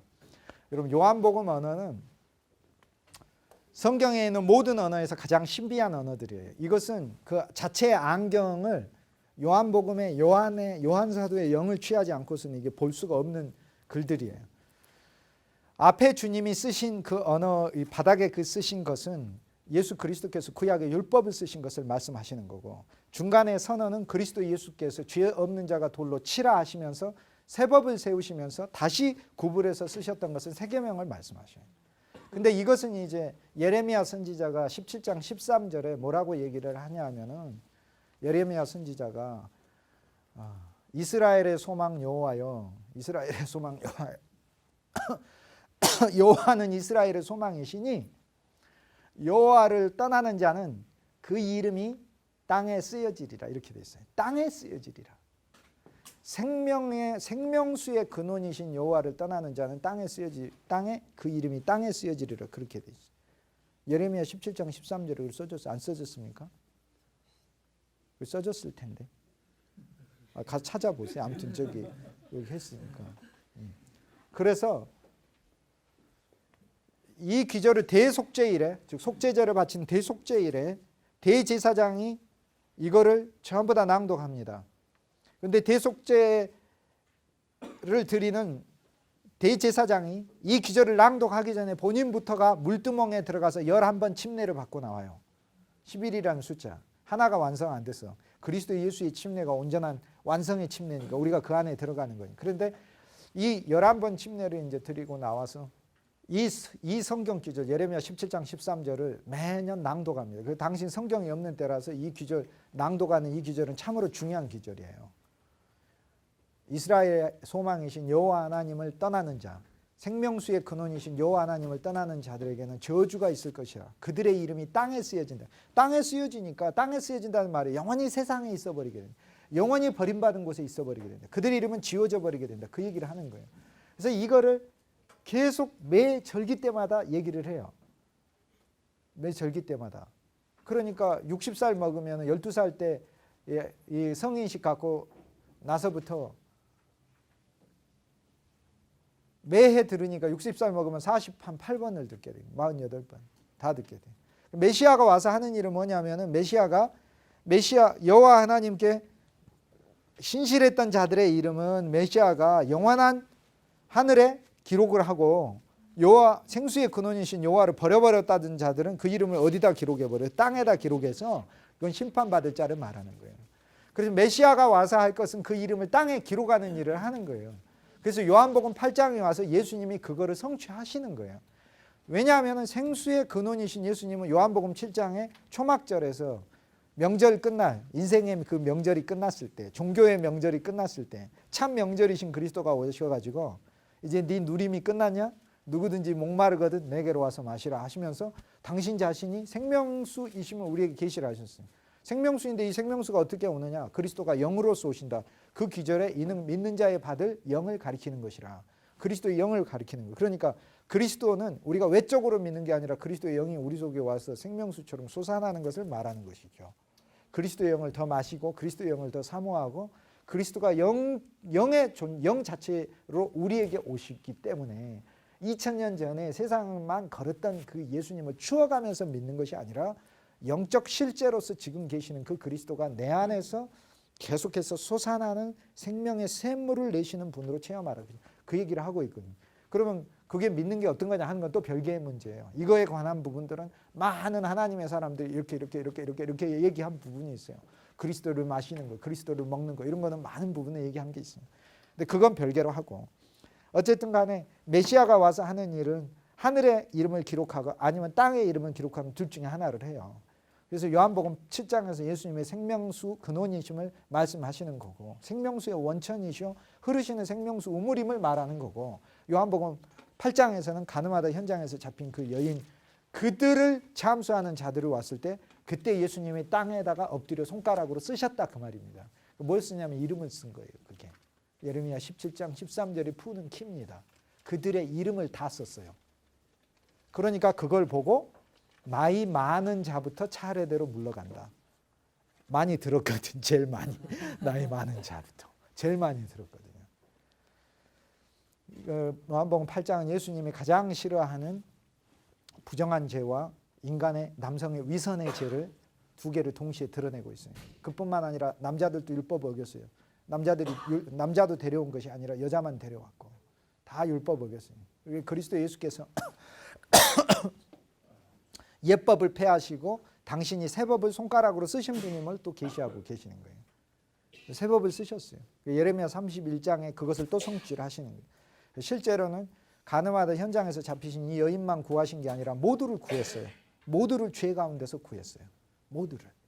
그들의 이름을 땅에 썼을 때 그들이 가버렸으니까 정죄하지 않고 양심의 가책을 느껴 이렇게 되는 스스로 가책도 아니고 말씀을 들어 양심의 가책을 느껴 이렇게 돼 있거든요. 8장에 보면은 그래서 문제는 근데 뭐냐 이게 이제 그 여인에게 다시는 죄를 짓지 말라 이렇게 말씀하셨어요. 다시는 죄를 짓지 말라 이렇게 말씀하시고 원문을 그대로 얘기하면은 sin no more 다시는 죄가 있어서는 안 된다 이렇게 얘기하셨어요. 근데 만약 이 여인이 가가지고 또 부정한 일을 하고 또 잡혀오면 어떻게 할까 예수님이 이제 죽여버려요. 또 얘기하셔요. 나는 너를 정죄하지 않니 다시는 죄를 짓지 마. 또 얘기하셔요. 그게 우리예요. 여러분 예수 처음 믿고 회개하고 그 다음날부터 지금까지 한 번도 죄 안 지었어요? 저는 아주 수백만 번은 지은 것 같은데 그게 우리예요. 그 다음에 또 오면 예수님이 뭐라고 할까요? 나도 너를 정죄하지 않으니 또 죄를 짓지 마. 몇 번? 490번. 이건 70의 7번. 그건 온전의 온전이에요. 계속. 영원한 숫자예요. 영원히 용서하신다 이 말이에요. 그런데 이게 뭐냐면 이제 그리스도께서 우리를 영원히 용서하셨다는 사실을 알게 되면 여기서 이제 우리가 마음이 이게 하나 생긴다 이 말이에요. 예를 들어서 친구가 밥을 샀어요. 처음에 맛있게 뭐 한 번 살 땐. 두 번째도 또 사네. 세 번째도 또 사네. 네 번째 한 10번 정도 사면은 내가 미안해가지고 한 번은 사게 돼 있어요. 자, 이것은 뭘 얘기하냐면 나를 영원히 정죄하지 아니하시는 그리스도의 사랑에 매혹이 되면 죄로부터 떠나게 돼 있다 그 말이에요. 그 사랑이 죄를 이긴다 그 얘기입니다. 허다한 허물을 사랑이 덮습니다. 그거 얘기하는 거예요. 그러니까 율법의 그리스도를 만나면 죄인이란 사실은 발각돼가지고 놀래가지고 자기 힘으로 해보나 못 이깁니다. 그리고는 예수님이 그러면은 이 영원한 정죄하지 않는 것만 누리면 그럼 어떻게 하냐? 아니에요. 예수님이 속죄제를 드리셨다는 사실을 죄의 본성을 부셔버렸다는 믿음이 있어야 돼요. 우리에게는. 그래서 다시는 우리에게는 죄 자체가 나에게 왕노릇하지 못한다는 믿음이 실제 죄를 이기게 해요. 그 다음에 또 하나가 있는데 그 다음이 이제 요한복음에 관련된 문제인데 예수님이 그 말씀하시자 뭐라고 얘기했냐면 너희가 빛 가운데 행하지 아니하면 너희가 빛 가운데 행하면 나는 세상의 빛이니 너희가 빛 가운데 행하면 어둠에 있지 아니하리라. 그래서 죄는 어둠이에요. 그래서 내가 진정으로 이 죄로부터서 이 점차 벗어나는 방법은 빛이신 그리스도 안에 있게 될 때 그 빛이 나를 죄로부터 풀게 한다. 또 그 밑에 내려가면 우리에게 또 하나 필요한 게 나와요. 너희가 진리를 알지니 진리가 너희를 자유케 한다. 바로 그 장에서 나옵니다. 요한복음 8장에서. 즉 우린 죄에 매여 있는 죄의 종인데 실제이신 그리스도를 알게 되면 실제이신 그리스도가 우리를 자유케 한다. 그리스도가 우리를 자유케. 그래서 요한복음 8장이 계시하는 것은 용서만 하는 그리스도만 얘기하는 게 아니라 우리를 실제 죄에서 풀어주고 해방하고 죄로 이기게 하시는 그 주체가 되는 분이 그리스도임을 말해주고 있고 그거 그리스도가 하는 사역이다 이렇게 얘기를 하고 있는 거예요. 그래서 요 구조가 계속 가는데 즉 22장은 예수 그리스도의 십자가의 여러 면을 드러내고 23장에서는 장사 지냄을 가리켜요. 십자가에서 매달려 죽으셨잖아요. 23장 그러니까 장사 지냄이니까 무덤을 아브라함이 만드는데 아브라함이 그럼 무덤 만든다는 게 뭡니까? 우리가 믿음의 사람으로서 우리가 해야 될 일은 뭐냐면요. 날마다 그리스도 예수라는 무덤을 준비하는 거예요. 아리마대 요셉처럼. 그래서 그리스도 예수 안에서 날마다 죽어야 하는 거예요. 예수 없이 죽으면 원통해 갖고 못 살아요. 내가 왜 죽어? 저놈을 죽여야죠. 못 사는 거예요. 그런데 그리스도 예수 안에서 죽으면 그분과 함께 죽는 죽음. 이것이 그리스도 예수와 함께 항상 죽어 있는 연합된 죽음. 그것을 이야기를 한다. 그러니까 이걸 보면은 나중에는 이제 그 인간적으로 생각하면 무슨 생각까지 드냐면 바울이 서신을 쓸 때 창세기를 보고 쓴 것 같은 느낌이 들어요. 이렇게 그냥 우리 그리스도 예수께서 우리의 모든 화목제가 되고 속죄제가 되고 아들이신 그리스도 예수 안에서 죄인의 길수인 나를 위해 죽으셨다. 그리고 그리스도 예수와 함께 연합하여 죽었다. 내가 그리스도의 십자가에는 자랑할 것이 없느니 내가 그리스도의 십자가에서 세상에 대하여 죽고 세상도 나에 대하여 죽었다. 나는 정과 욕심을 못 박아버렸다. 다 초등학문도 죽었다. 율법의 저주가 그리스도의 십자가에 못 박혀. 이렇게 보면은 꼭 구약을 보고 신약을 쓴 것 같은 느낌이 들어요. 그렇죠. 그러니까 구약을 쓸 때 계속해서 인용을 해서 쓰잖아요. 인용을 해서 쓰잖아요. 계속해서. 그래서 그 23장에서는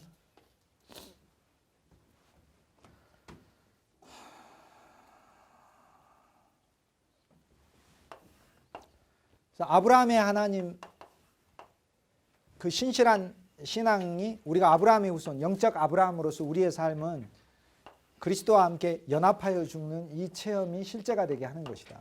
그래서 함께 묻히는 거죠. 아브라함과 사라가 묻히고 이삭과 리브가가 묻히고 야곱과 레아가 함께 묻히는 거죠. 그래서 함께 묻힘인데 이것은 그리스도 예수와 우리의 함께 묻힘을 말해요. 즉 아브라함의 하나님과 함께 묻히고 이삭의 하나님과 함께 묻히고 야곱의 하나님과 함께 묻혀요. 우리는 아브라함의 하나님 우리를 부르신 하나님이시요 이삭의 하나님은 예수 그리스도 십자가와 부활로 우리를 구속하시고 구원하시고 영원한 생명을 주신 하나님이시요 야곱의 하나님은 우리의 옛사람의 본성을 즉 속이는 자요 남의 발을 거는 자요 자기 것만 생각하고 취하는 자요 그러나 속에 스스로 노력으로서 또는 자신의 방법으로서 장자되고 싶은 그 마음을 주님께서 그리스도의 방법으로 우리를 다루셔서 변화시키는 하나님이죠. 그러니까 이 장사 지냄을 통해 가지고 이 세계가 전부 다 체험되는 것이다. 장사 지냄을 통해서. 그리고 23장은 놀라운 장입니다. 그리고 교부들이 23장을 봤을 때는 23장은 어마어마한 장이에요. 결국 우리가 23장까지 22장의 십자가까지만 본다면 23장을 못 보게 되면 이것은 문제가 생깁니다. 문제가 생깁니다. 그래서 24장에 가면은 그리스도와 연합하여 죽은 자들이 모여서 뭐가 되냐면 신부가 되는 거예요. 그래서 신부를 사오는 겁니다. 하나님의 종이신 그리스도께서 직접 가셔서 이제는 그리스도의 신부가 될 자들 사실 그리스도가 오셔서 당신의 신부를 당신이 직접 취하신 거예요. 그래서 하나님의 종이 그에게 모든 것을 맡겨서 갔다. 네. 엘리에셀이라고 이제 뭐 하기도 하고 하는데 엘리에셀이라고는 이름은 안 나와 있습니다. 하나님의 종이에요. 많은 경우에는 이제 엘리에셀로 보는 교부도 있습니다만 제가 볼 때는 엘리에셀은 아니에요. 그리스도 예수가 직접 와서 당신이 사십니다. 그런데 분명히 종이에요. 왜냐하면은 하나님 그리스도는 당신의 신부를 종들을 통해서 사거든요. 그러니까 우리가 종이에요. 그러니까 우리를 통해서 당신은 당신의 신부를 사요. 그럼 그리스도 예수가 산 게 아니네? 아니죠. 우리 속에 그리스도가 하신 일이잖아요. 그러니까 결국 그리스도 예수가 하신 일이거든요. 다. 그러니까 바울이 나는 심었고 아볼로는 물을 주었을 때 자라게 하시는 이는 하나님이시니라. 그러면 나 바울은 무엇이고 아볼로는 무엇이냐? 아무것도 아니로라 이렇게 얘기하는 거예요. 그러니까 우리가 결국 종의 사역을 하되 이 종의 사역을 통해서 실제적인 성장은 그리스도께서 하시는 일이다. 그럼 우리는 뭐냐? 아무것도 아니라. 그게 이제 그 구조죠. 그래서 장세기의 전반 이 중반까지 가면서 신부가 마련이 되고 이 신부 리브가를 사오는데 이방 땅에서 사온다.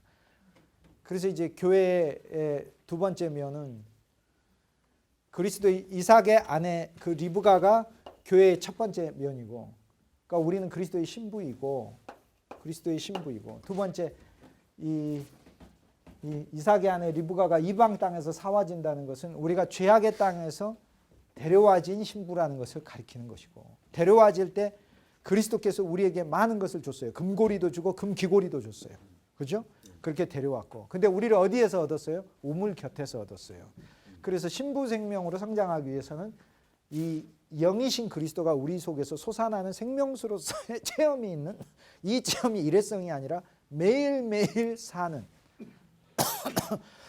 노력으로 이루어지지 않고, 그러니까 그리스도는요 진짜 다 체험돼요. 예를 들어 백화점하고 똑같다고 생각하시면 돼요. 가서 등심 있네, 등심 사야지.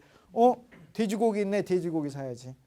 커피 있네, 커피 사야지. 음료수 있네, 음료수. 라면 있네, 라면 사야지. 이렇게 하듯이 그리스도 예수는 백화점이에요. 그러니까 주님, 나는 씨이신 그리스도 당신만 누리기 원하지 않습니다. 저는 풍성하신 그리스도, 비둘기 그리스도도 원하고, 저는 온 가나안 땅이신 그리스도를 원합니다. 저는 생명수 우물이신 그리스도를 원합니다. 그러니까 그 그리스도는 다 체험되는 것이다.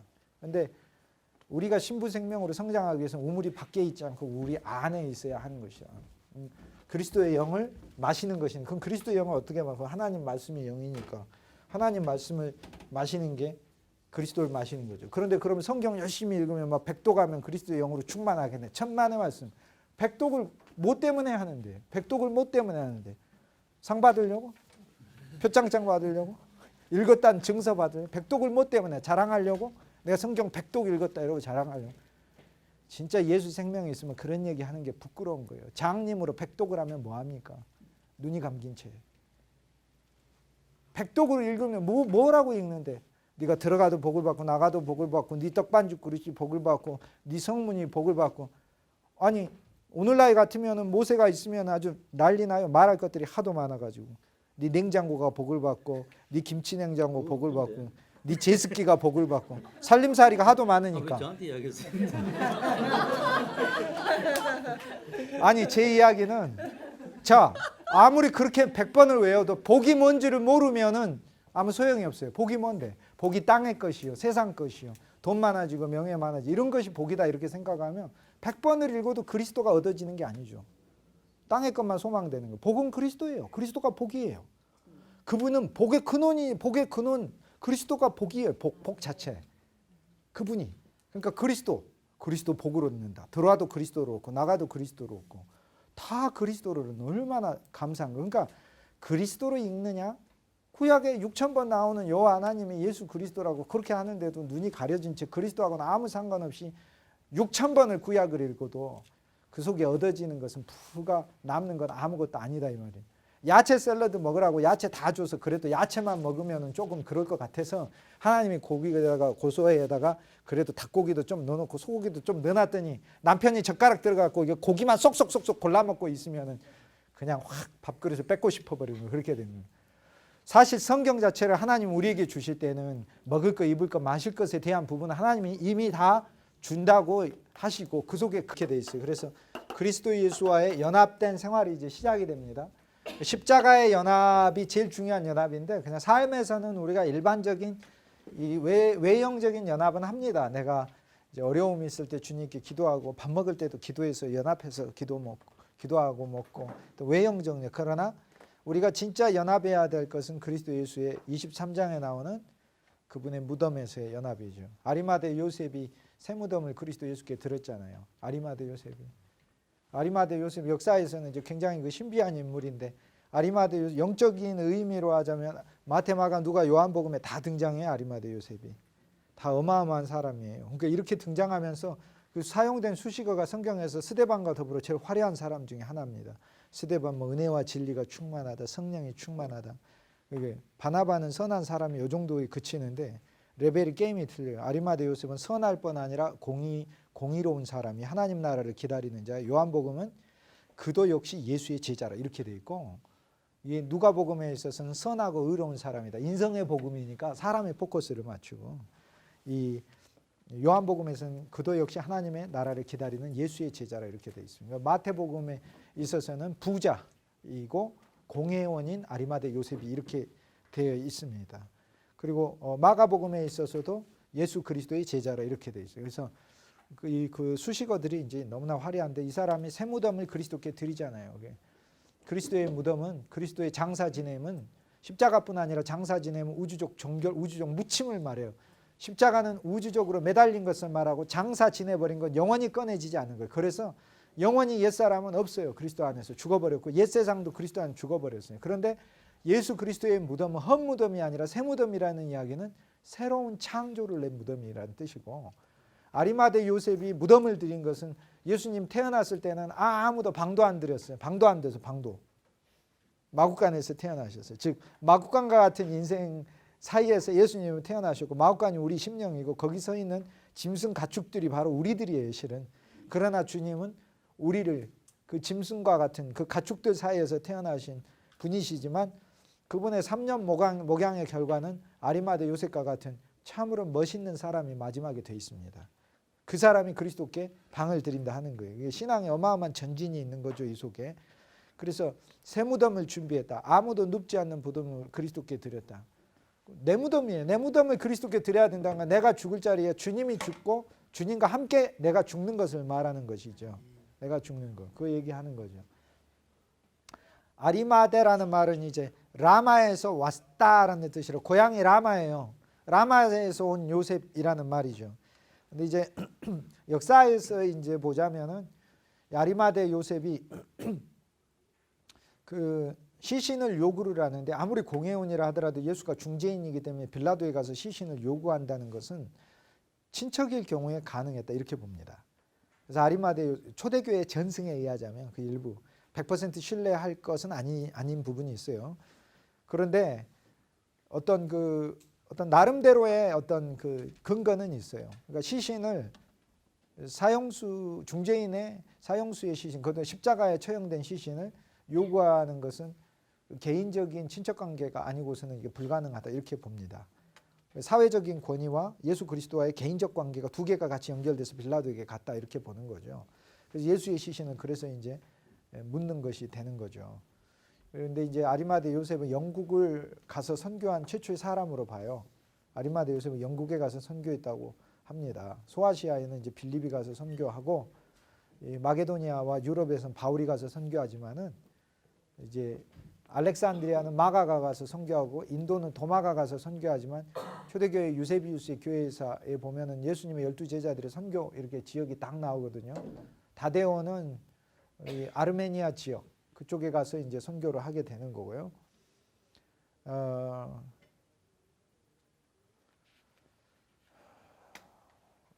집사 빌립도 사도 빌립 말고 집사 빌립도 이 소아시아에 가서 선교를 하게 되는데, 라우디게아 근처에 이제 그 히에라볼리라는 데가 있어요. 히에라라는 말이 홀리라는 말이고, 폴리스가 이제 거룩한 도시다 그런 얘기인데, 전에는 거기에 이제 그 히에라볼리가 라우디게아에서 가깝거든요. 그래서 터키 성지순례를 가면은 라우디게아 가면서 히에라볼리를 들려요.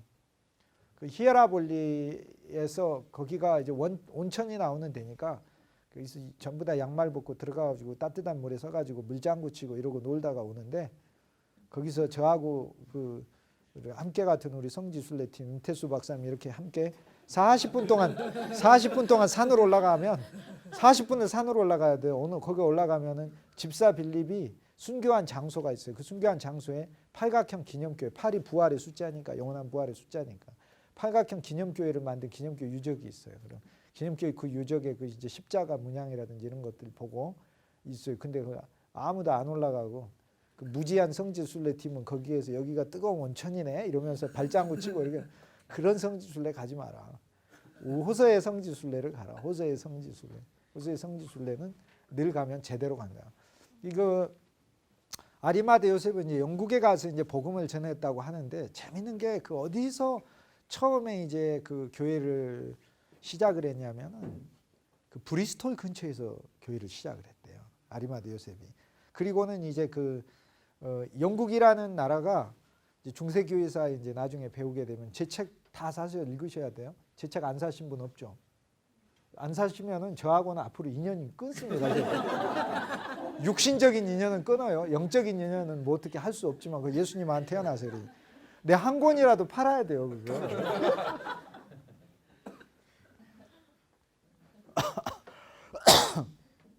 남들에게 선물할 때도 지성적인 선물을 좀 하세요. 이런 거. 딴 사람들의 선물, 교인들의 선물하고 그럴 때도 이런 거 선물하고 아멘 하는 자에게 주님의 복이 그리스도의 복이 몇 배로 넘치기를. 그래서 그 영국이 원래 브리튼족이 살고 있었는데 야만족, 앵글족이 500년대 AD 500년 예수님 탄생하시고 500년대에 앵글족과 삭슨족이 갖고 확 차지해 버립니다. 그때 이제 그러면서 이제 지금 앵글로 삭슨의 나라다, 앵글랜드다, 앵글의 땅이다 이렇게 부르게 되죠.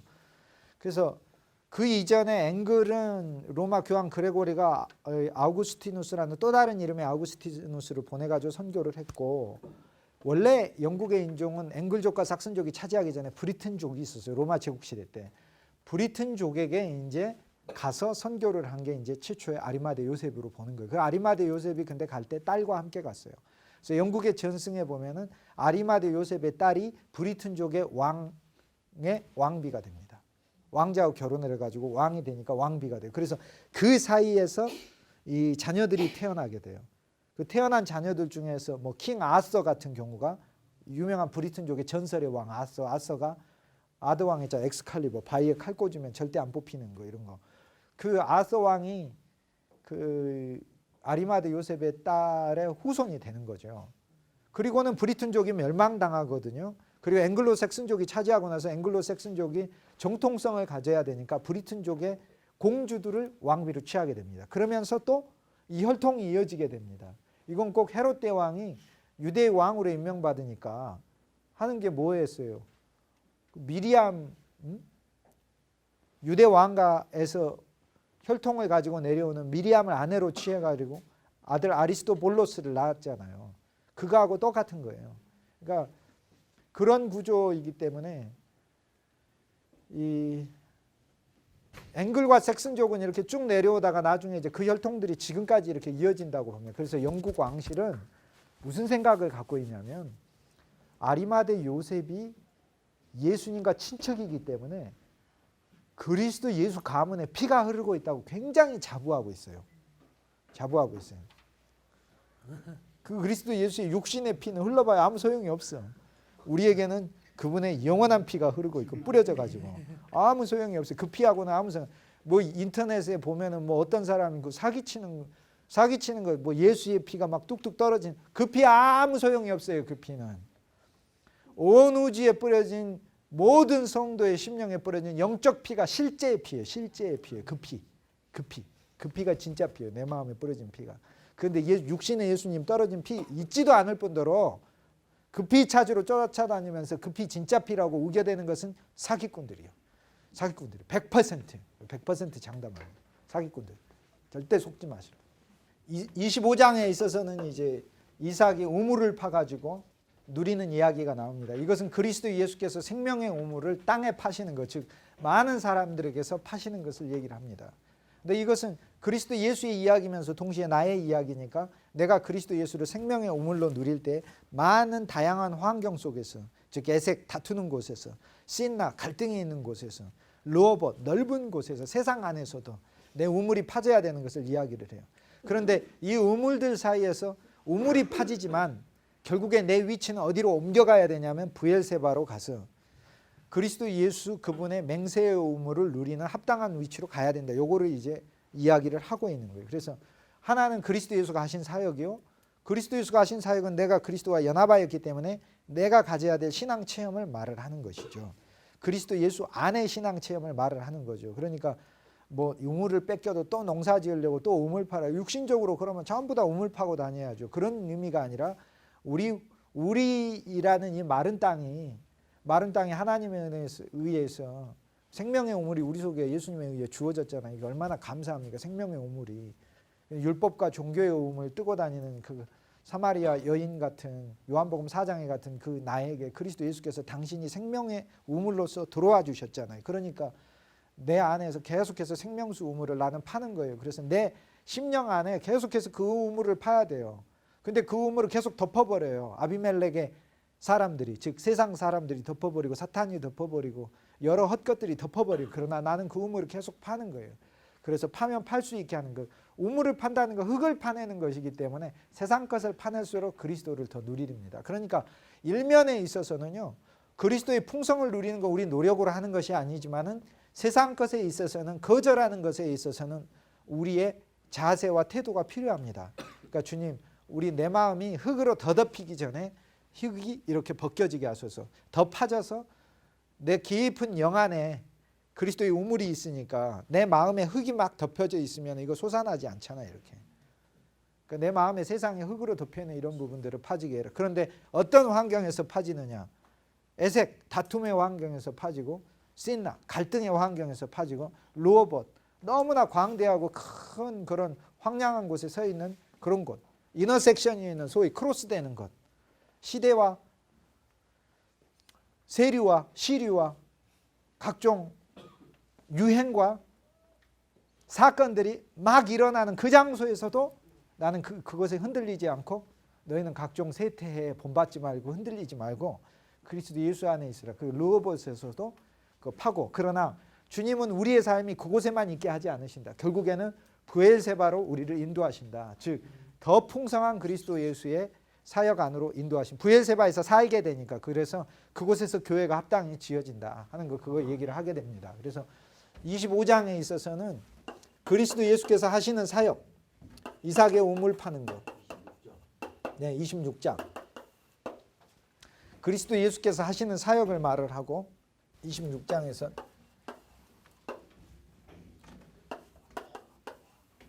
27장에서는 이제 야곱과 에서의 그 축복의 이야기가 나오게 됩니다. 이미 25장에서 야곱은 에서한테 이 축복권을 샀어요. 그런데 자, 이제 에서는 팥죽 한 그릇에 장자권을 팔았는데, 성경에서는 참으로 히브리서에 보면 에서와 같이 망령된 자가 되지 말라, 영을 잃어버린 자가 되지 말라, 이렇게 얘기해요. 영을 잃어버린 자, 망령, 영을 잃어버린 자, 영에 속하지 않은 자가 되죠. 에서가 한 것은 뭡니까? 팥죽 한 그릇에서, 팥죽이라는 것은 세상적 누림이거든요. 세상에서 얻어지는 것들이거든요. 팥죽이라는 것이. 에서는 즉 붉은 것이라는 것이, 털이 많은 자니까 세상 안에서 누리는 자기의 공로와 성취가 중요한 사람이에요. 자기가 이루어야 될 것. 털이 많다, 이것은 그 육신적인 털만을 말하는 게 아니라 영적 언어들이기 때문에 에서는 털이 많다. 그 에서족을 제가 지난주에 철로역정과 해가지고 여러분에게 읽어드렸지 않습니까? 에서의 아내가 있는데 그 에서의 아내들, 그 세 아내들 아다하고 결혼했다. 그러니까 이 털 많은 자가, 쉽게 얘기해서 자기 자랑, 자기 성취 좋아하는 그런 습성 가진 자가, 그런 자가 장식하고 결혼했다. 신앙을 장식으로 여기는 자하고 결혼했다. 그러니까 영적으로 해석하는 거, 그리스도 안에서 영적으로 해석하는 거예요. 그래서 에서는 장자권을 이 경홀히 여겼다. 그 이야기는 장자는 그리스도 예수가 장자예요. 그러니까 그리스도 예수와 닮아가고 그리스도 예수의 장자이신 그분의 형상에 내 안에 실체화되는 신앙을 사모하고 예수 믿는 게 아니고, 에서는 이삭에게 낳기 때문에 그리스도인이에요. 이 사람은 그리스도가 참으로 필요해요. 근데 그리스도가 왜 필요해요? 그리스도가 육신적 요구 때문에 필요한 사람이에요. 그래서 이삭과 에서는 다 부자관계로서 그리스도인을 말을 합니다. 그리스도를 믿는 자예요. 그런데 야곱은 장자권을 사모했다. 즉 장자이신 그리스도가 가진 권리를 사모했다, 그 얘기예요. 장자가 가진 권리들이 땅을 2배나 차지하고 제사장의 권리가 있고 가족의 선지자로서의 권리가 있고 통치하는 왕으로서의 권리가 있고 이게 장자의 권리예요. 하나님의 축복에 대한 계승인데 축복은 어떤 축복이에요? 씨의 축복과 땅의 축복의 계승이에요. 씨는 씨이신 그리스도예요. 이것은 갈라디아서 3장 16절에 바울이 풀어놨어요. 씨는 곧 그리스도 예수시라. 땅은 뭐예요? 골로새서 1장에서 11절이죠. 성도의 기업의 부분을 얻기 위하여, 성도의 기업, 성도의 땅을 얻기 위하여 우리로 하여금 거룩하게 하시고 합당하게 하신 여호와 하나님을 찬송한다. 성도의 기업이다. 성도의 땅이신 그리스도예요. 그러니까 쉽게 얘기해서 예를 들어 성경어는 이런 언어예요. 그러니까 우리가 일상생활을 할 때 우리 제일 예를 들어 뭐 우리 딸이 있다고 하면은 아, 내 딸 참 이렇게 착하고 또 말도 잘 듣고 그렇습니다. 하나님이 이렇게 우리 집에 이렇게 보물을 보내주셨습니다. 보물이 누구예요? 그러니까 딸이죠. 이렇게 바꿔 얘기하듯이 골로새서에서 그리스도의 그리스도 이렇게 얘기하다가 성도의 기업입니다. 이렇게 얘기를 하는 거예요. 성도가 영원히 물려받을 땅이다 그 말이에요. 기업, 땅, 인헤리턴스. 구약에서 땅이신 그리스도를 물려받은. 그래서 땅이신 그리스도, 그 씨이신 그리스도와 땅이신 그리스도는 다 그리스도 얘기예요. 이것이 그래서 이게 전체 이제 기독교 2000년 역사에서 이 땅에 대한 이해, 이 땅에서의 안식이 무엇인가, 요거에 대한 영적 인식이 깊은 것이 진짜 신앙 인식이 깊은 사람이에요. 그래서 이 부분을 알면 히브리서를 풀이할 수 있어요. 구약에 있는 여호수아서까지 다 풀이할 수 있어요. 이 부분을 알면. 한마디로 그리스도는 씨로도 누려지고 땅으로도 누려져요. 이건 무슨 얘기냐? 어떤 사람에게 그리스도는 씨일 뿐이에요. 그냥 그 사람 속에. 예수님 그냥 씨앗이야 그 사람에게. 맞아요. 씨앗으로만 원하면은 예수님은 씨앗으로만 있어요. 그냥 그 사람에게. 예수님이 아예 마음의 문 바깥에 있기만 원하면 예수님은 계속 마음의 문 바깥에서 두드리고만 있어요. 씨로만 원하면 씨로 있고요. 내 우주적 근거로 원하면 예수님은 우주적 근거로 있어요. 이분 진짜 묘한 분이에요. 그런 분이에요. 그러니까 씨이신 그리스도는 시작이고 갈라디아서 3장 16절에 아브라함을 하여금 많은 자손을 약속한 것이 아니라 오직 한 자손이라고 하였으니 한 자손, 이 자손, 한 씨는 곧 그리스도시니라.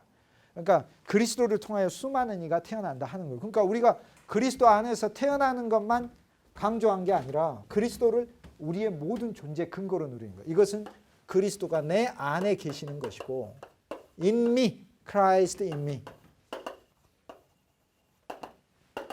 이거는 me in Christ. 그리스도 안에 있는 나. 그리스도 안에.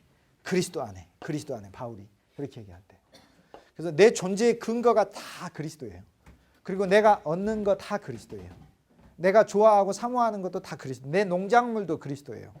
세상 돈 많이 벌어도 그 나 참돈 아니에요. 그리스도 안에 있는 보물, 영적 돈을 벌어야 돼 나는. 그게 땅으로서 그리스도를 누리는 거예요. 그게. 그러니까 그리스도는 누리고자 하면 다 누릴 수 있다니까요. 어린 양으로 그리스도를 누리고자 하면 어린 양으로만 그리스도를 누릴 수 있고 비둘기로만 그리스도를 누리면 비둘기로만 그리스도도 있고 다 안 누리고 그리스도를 피로만 누리고자 하면 피로만 그리스도를 누릴 수 있어요. 그냥 예수님의 피로 나 용서해 주셨으니까 이런 수준으로 그리스도를 누리면 평생도 그렇게 누릴 수 있어요. 요만큼.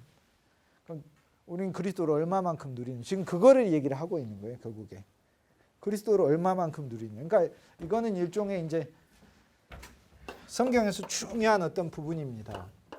그래서 이 전체 씨의 축복과 땅의 축복을 계승 받기를 원해서 그 가문 안에서 제사장이요, 왕이요,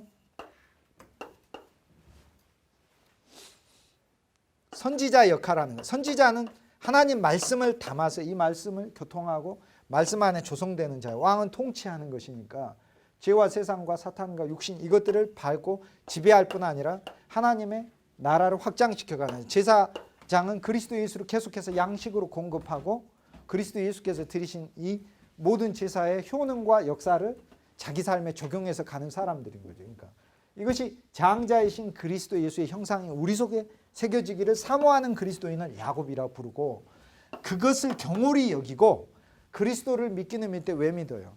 잘 살려고 믿고 사업 잘 되려고 믿고 막 어려움이 있으니까 그래서 믿고 가족 잘 되는 거 원해서 믿고 부자 되려고 믿고 심지어는 하나님의 일을 해도 그냥 내 일, 내가 교회 일하는데 내 교회 잘 되기 위해서 믿는다. 이것도 애서로 믿는 거예요.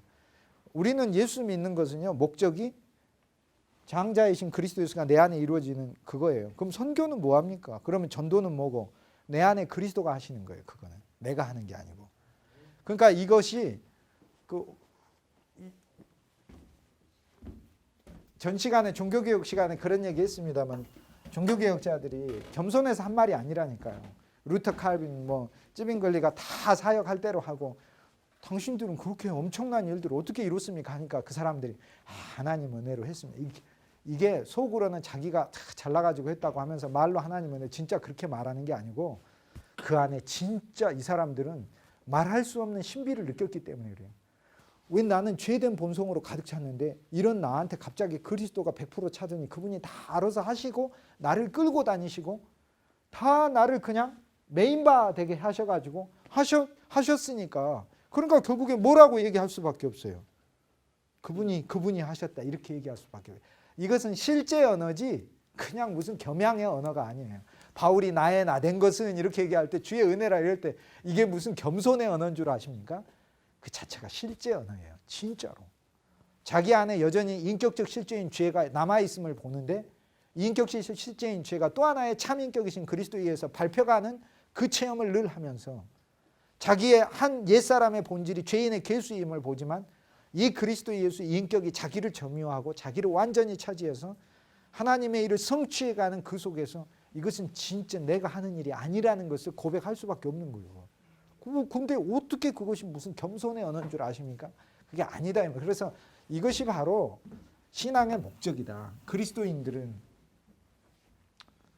그래서 로마서 8장에 그리스도 예수의 장자이신 그리스도 예수의 공동 상속자로 우리를 세우기 위하여 부르셨다 이렇게 하죠. 그리스도 예수의 형상이 너희 속에 이루기까지 내가 해산하는 수고를 아끼지 않는다. 바울이 그러니까 신앙은, 예수 믿는 건요, 죄에서 건진받고 용서받은 거 아주 베이직 레벨 초보입니다.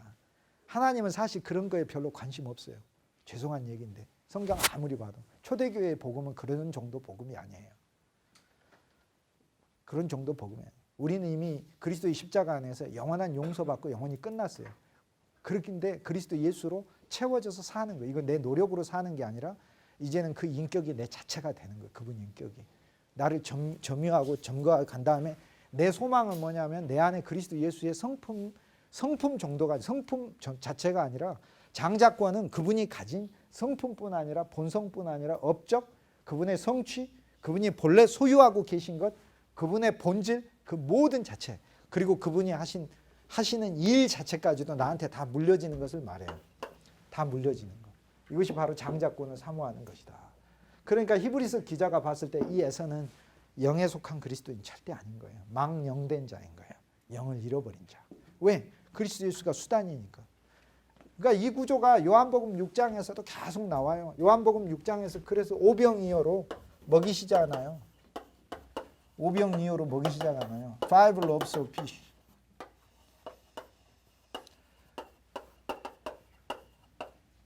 Five loaves of bread. 빵 5개. 오리겐과 초대 교부들은 빵 5개. 오병이어, 즉 빵 5개는 율법적 수준의 그리스도 예수에 관한 기초적 말씀이다. 이 얘기예요. 물고기 2마리는 본래 인간이 그리스도 만나기 전에 하고 있었던 게 물고기 잡고 있었고, 베드로가 예수님 만나고 요한복음 21장에 보면 나는 뭐 잡으러 가노라? 물고기 잡으러 가노라. 물고기 실컷 잡다가 예수님 만나가서 153마리 잡고 옆에 사람들도 많이 잡고, 그 예수님께 다시 와서 베드로야, 세상 물고기 잡지 말고 이제는 나에 의해서 하나님의 영적 물고기들을 잡으러 가면서 위임을 다시 새롭게 주시는데, 거기에서 베드로가 잡은 물고기로 먹이지 않고 예수님이 잡은 물고기로 먹이셔요. 그건 뭘 이야기하냐면 우리의 육신적 필요를 말하는 거예요. 그래서 사실 성경에서 물고기로 먹였다, 이것은 육신적 필요로 먹인 거예요. 그러니까 우리가 예수님 믿을 때 처음 5,000명은 우주적 숫자라니까. 그래서 1천이라는 것은 우주적 숫자예요. 주의 궁정에서의 첫날 하루가 세상에서의 1000일보다 나도, 이게 정확하게 그러면 이 365일에 곱하기 3하니까 2년 2년 10개월 며칠 이런 개념이 아니라 천일이라고 하는 것은 우주적 충만의 숫자예요. 그러니까 세상에서 아무리 전체 날이라 하더라도 세상의 모든 날이라 하더라도 하루 주의 궁정에서의 하루가 훨씬 낫다. 주의 궁정 근데 하늘나라도 아니에요. 교회가 주의 궁정이에요. 보좌가 섰으니까. 교회를 보는 것은 놀라운 거예요. 신앙에서 기독교 역사에서도 교회를 본 사람은 얼마 안 돼요. 극히 드물어요. 교회를 본다는 건. 교회가 뭔지를 본다는 건. 교회에 대한 부분 제가 다음 주에 기회 되면 다음 주에 말씀드릴게요. 뭐가 교회인지. 제가 말씀드린 건 초대교회 신앙 안에서 얘기를 하는 거예요.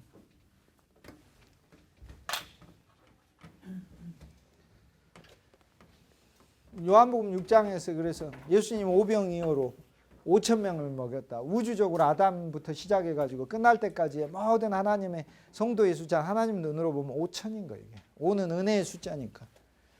은혜 아래에 있는 우주적 충만의 성도의 숫자는 5,000인 거예요. 그들을 하나님 먹이셔요. 기초적인 그리스도의 말씀과 이어 물고기 2마리 늘 우리를 먹이셔요. 우리 육신적 필요를 늘 채우세요. 그렇게 해서 예수를 쫓으니까 하는 짓이 뭡니까? 왕 삼으려고 하죠. 예수님 왕 삼아. 예수님 왕 되려고 온 게 아니에요. 본래 왕이에요. 본래 왕이셔. 예수님 세상의 왕 되려고 한 게 아니에요. 예수님 본래 왕이셔. 예수님 우리 신랑 되려고 오신 거예요. 신랑에서 더 전진해서 그분과 우리가 영원한 하나가 되기 위해서 왔어요. 영원한 연합. 죽음에서 저 연합된 게 생명 안에서도 영원한 생명 안에서도 영원한 연합. 그걸 위해서 오신 거예요. 그러니까 예수를 왕 삼으려고 하는 줄 예수께서 그들을 피해가 버리시고 그래도 계속 쫓아다녀요. 그래서 쫓아다닌다는 언어가 요한복음에서 뭐겠어요? 요한이 뭐라고 얘기하는 거예요? 그러니까 오늘날 봐라. 예수 그리스도의 복음이 퍼져서 이런 사람 저런 사람들이 전도해서 예수 많이 믿는데 그 2000년 전만 이야기하는 게 아니라 이건 그리스도의 영으로 쓰여진 일종의 비밀 언어이기 때문에 앞으로 예수를 믿게 되는 수많은 우리들의 상태에 대한 말씀이잖아요. 성경이. 보리떡 5개와 물고기 2마리로 예수 믿는 사람도 천지일 것이라는 거예요. 그래서 예수님을 쫓으니까 예수님 뭐라고 말씀하시요?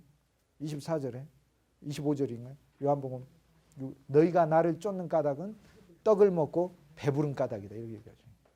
그렇게 쫓아다니는 거예요. 그러니까 오늘날 그렇게 기도하고 그렇게 예수님을 쫓아다녀. 그렇게 열심히. 근데 무엇 때문에 쫓아다니는데? 떡 먹고 배불러서. 근데 그것은 뭐 얘기하는 거예요? 그러니까 내가 지금까지 세상에서 주님이 나한테 이런 지위도 주시고 이런 신분도 주시고 이만큼 살게 해주셔서 또 더 그렇게 살게 해달라고 또 계속 그렇게 살게 해달라고 그렇게 해서 계속 쫓는 거예요. 심지어는 아파서 고침받기 위해서 막 예수님 쫓아다니는 거예요. 일면 좋은 것 같지만 예수님 봤을 때 그 사람도 오병이어로 예수님 쫓는 수준에 불과한 거예요. 심지어는 사역도 그래. 내가 어떤 하나님 일하고 교회 사역하니까 이거 잘되게 해주기 위해서 기도 열심히 한다고. 그러니까 예수님은 그런 그리스도 자체가 아닌 목적에 들어간 모든 것은 이런 수준의 믿음이라 그래요. 그래서 예수님께서 이걸 거절하시고 그다음 한 말이 나를 먹으라 그러잖아요. 나를 먹으라. 내 존재라는 자체는 너희들 존재 안에 들어갈 수 있고 너희들이 나하고 바꿔질 수 있고 너희들은 나로 살찔 수 있는 존재다. 그리스도로 살찔 수 있는 존재다. 이것은 무슨 마음에 잠깐 위로받는 수준이 아니에요. 성경에 말하는 복음은. 상상할 수 없는 우리가 끝나고 그리스도로 대치되고 그리스도로 완전히 조성되는 것 자체를 말하는 거예요. 그러면 그리스도를 먹는 게 뭐냐 이런 부분은 전적으로 다른 영역에 속하니까 지금은 뭐 그런 거 말하는 시간이 아니니까 핵심은 뭐냐면 가장 중요한 것 하나는 성경 전체가 그리스도로 꽉 차 있는 빵이에요. 그래서 성경에서 그리스도를 읽어서 그리스도를 아는 것이 그리스도를 먹는 거예요. 그리고 그 그리스도를 믿어가는 것이 그것이 그리스도를 먹는 거예요. 제가 얘기했잖아요. 그러니까 25장에 있는 그리스도, 26장에 있는 그리스도를 알아서 이 그리스도의 소망이 나의 산 소망이 되게 하고 그리스도가 하신 일을 실제 내 삶에서 적용되고 체험되고 실제가 되게끔 주님께 구하고 구하기 전에 나는 이미 믿음으로 취하는 거예요. 주님 내 안에 생명의 우물이 있습니다. 당신은 생명수이십니다. 이 생명수가 내 절망도 씻고 내 슬픔도 씻고 내 어둠도 씻습니다. 믿음으로 적용하는 거예요. 그럼 그 믿음에 따라서 그 은혜가 역사하는 것이다. 그거 얘기하는 거예요. 그게 그리스도를 먹는 거예요. 근데 주님은 나한테 선생 수준으로 믿으니까 모르는 거 가르쳐주는 선생 수준으로 성경을 읽으니까 성경이 교사로서 성경을 읽으니까 성경은 교사로서 성경 이상이 구원의 책입니까? 맞습니다. 구원의 책임. 근데 성경이 구원만 말합니까? 구원만 말하지 않습니다. 구원은 출애굽하는 게 구원이에요. 출애굽하고 출애굽기가 끝나버립니까? No. 신의 산에 가서 새 율법을 받아서 새 법이신 그리스도 예수로 채워지는 거 말하고 장막을 지어야 돼. 성막을 지어야 됩니다. 성경은요. 구원만 말하고 있지 않아요. 구원 절대 뭐 구원받는 사람도 숫자 많아지게 한다. 이게 굉장히 좋은 어떤 신앙적인 구호 같지만은 그만큼 그런 얘기 많이 한다는 것은 진리 안에서 약하다는 것을 스스로 이야기하는 거예요. 이것은 초보이기 때문에 그래요. 이것은 절대 전도가 필요 없다는 뜻이 아니에요. 그런 말이 아니라 주님이 진짜 원하는 것은 외적인 숫자 막 많아지고 증가하는 그것이 아니라 5천 명 막 몰려들고 막 떼거지로 달려들고 그럴 때 내가 이렇게 인기 있다 하지 않으셨어요. 나를 먹어서 너희들이 날 쫓으면 안 되게 이렇게 얘기해요. 그러니까 많은 무리가 떠나가고 예수님 베드로에게 너희도 가겠느냐 하니까 생명의 말씀이 주께 있사오며 우리가 어디로 가릴까 이렇게 얘기하는 거예요. 그래서 실상은 많은 그리스도인들이 오늘날 에서의 길에 서 있다. 이게 바로 히브리서 기자가 탄식하는 그 얘기입니다. 그리고 성경이 보여주는 거예요. 그리고는 그 에서의 그 신앙의 모습을 창세기 36장에서 36장 6절이 에서 성도의 가훈이라고 그랬잖아요. 자기가 헌금을 해도 자기가 헌금한 거. 봉사를 해도 자기가 한 거. 회의를 해도 자기 의견이 반드시 관철돼야 돼. 다 자기가.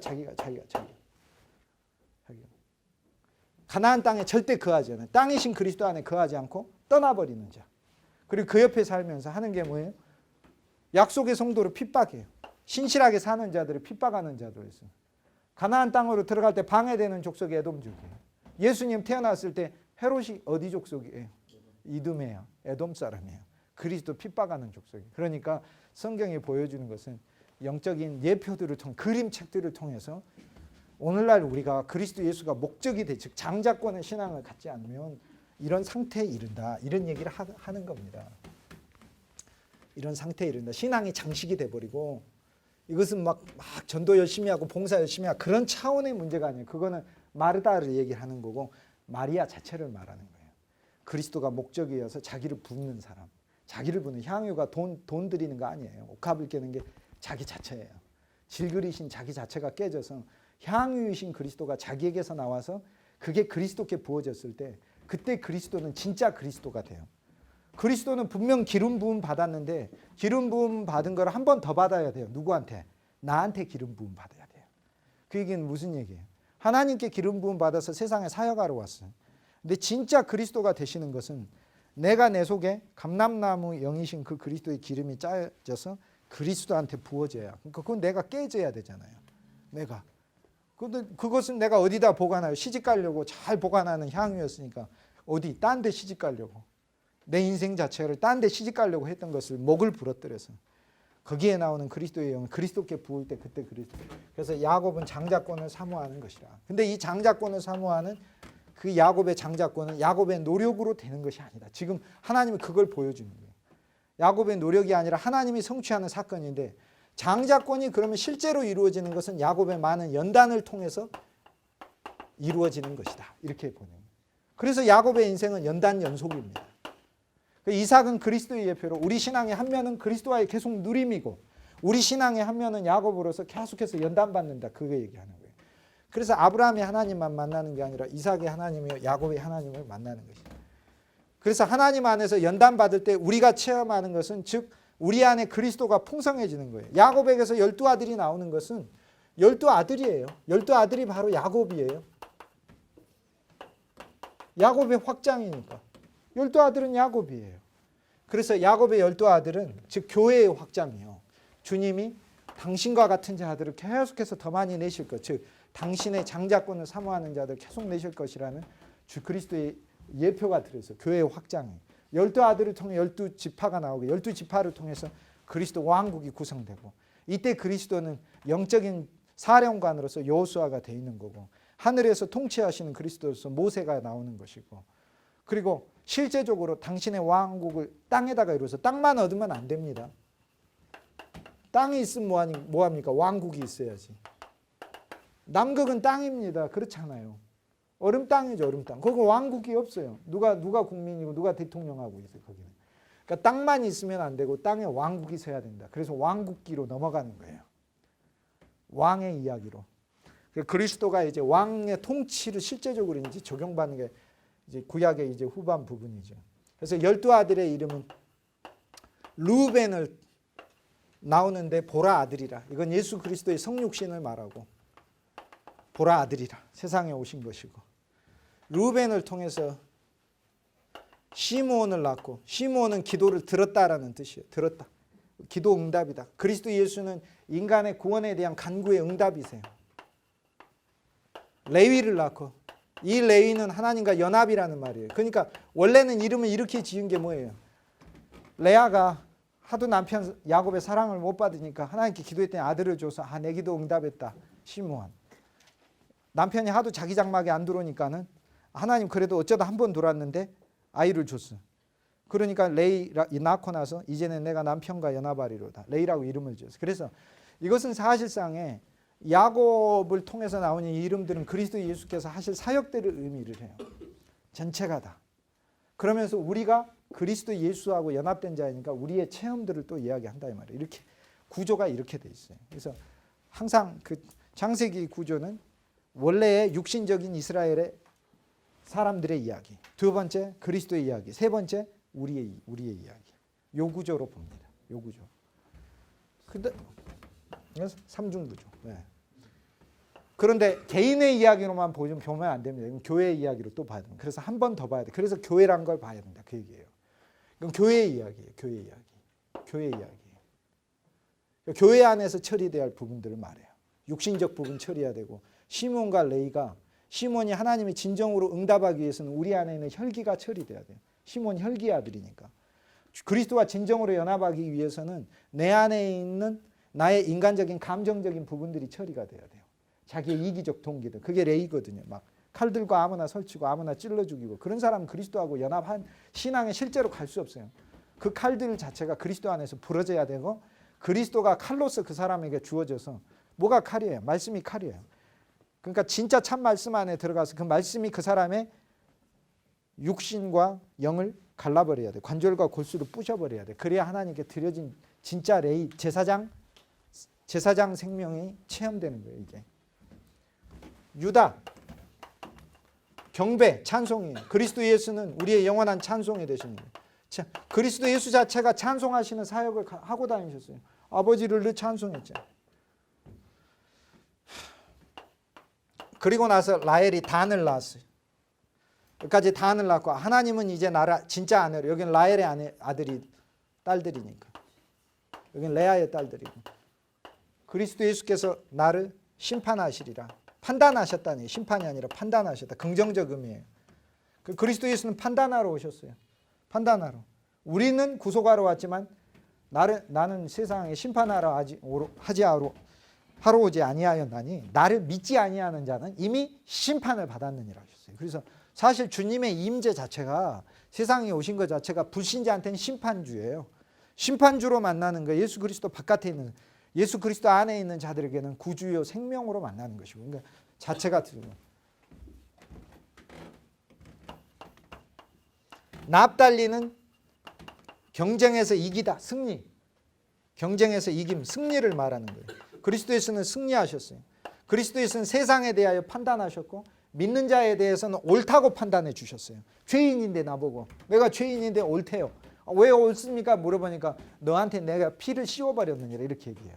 너 대신 내가 죽어버렸느니라 그렇게 얘기하는 거예요. 그 십자가 사건은 그래서 우리를 의롭다 판단하신 사건이다 이 말이에요.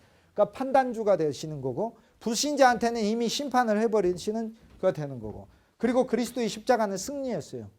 골로새서 2장에 정사와 권세를 무장해제하시고 십자가로 승리하셨느니라. 승리, 단과 납달리. 그리고 나서 갓과 아셀을 낳습니다. 이건 실바라는 여종을 통해 가지고 낳았죠. 실바라는 여종을 통해서. 그래서 갓은 보상, 아셀은 기쁨, 갓은 축복, 보상보다 축복. 그리스도 예수는 우리 복이시고 우리 기쁨이시고 갓과 아셀.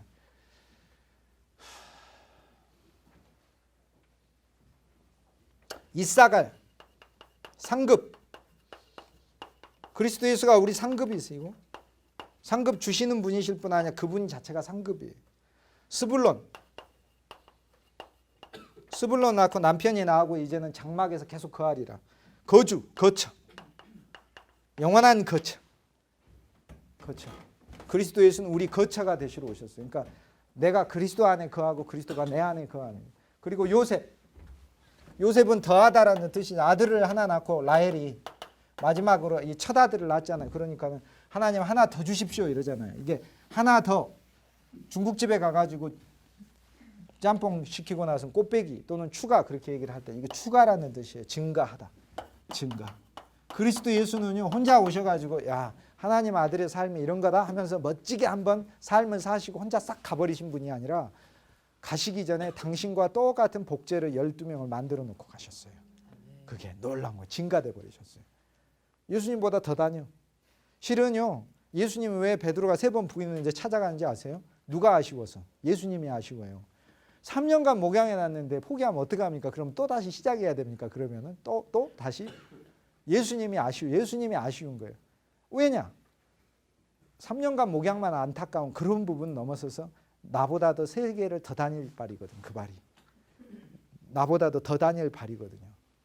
더 다닐 발이거든요. 그러니까 누가 아쉬워서 가는 거예요. 예수님이 막 마음이 넓어서 베드로 용서해 주려고 그런 차원으로만 보지 마세요. 진짜 베드로가 필요하셔요. 예수님은. 진짜 자기 정성이 다 들어갔거든. 3년간.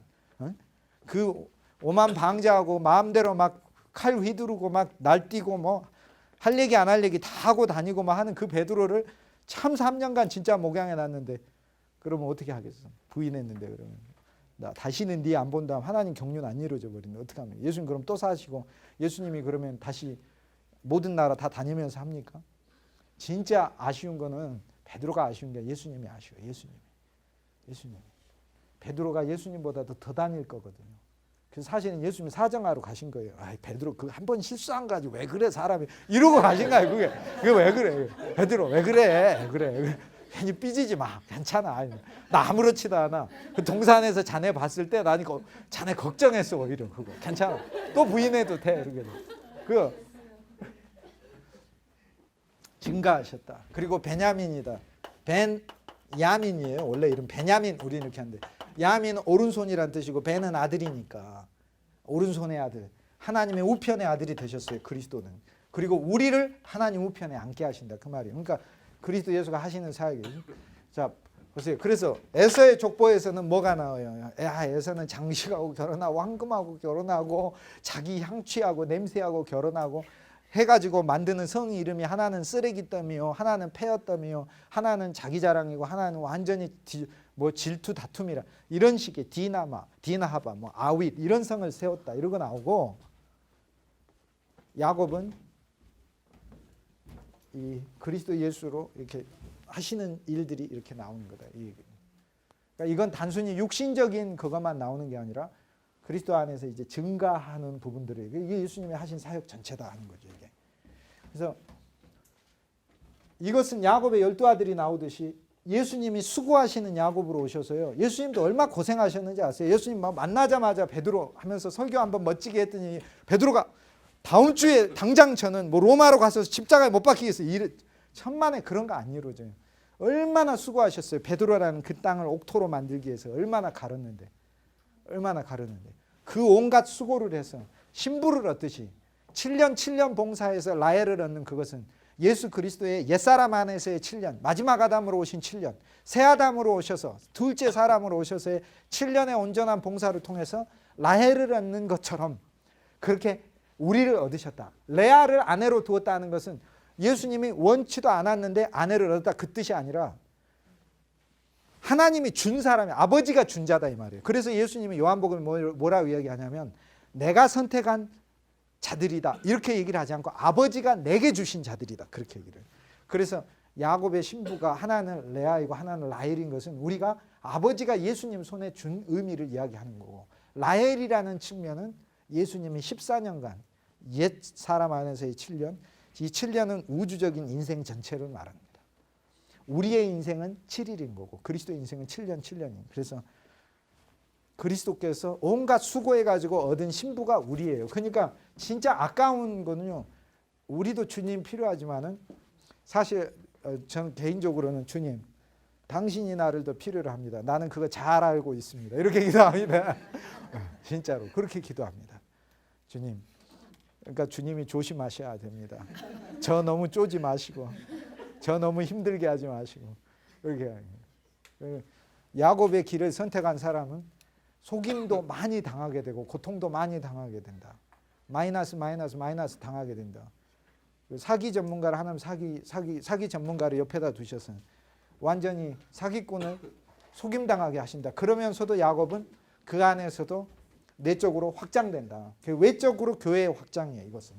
그리고 야곱이 30장에 이르러서 양이 많아진 것은 내적 그리스도의 체험이 많아진 걸 말을 합니다.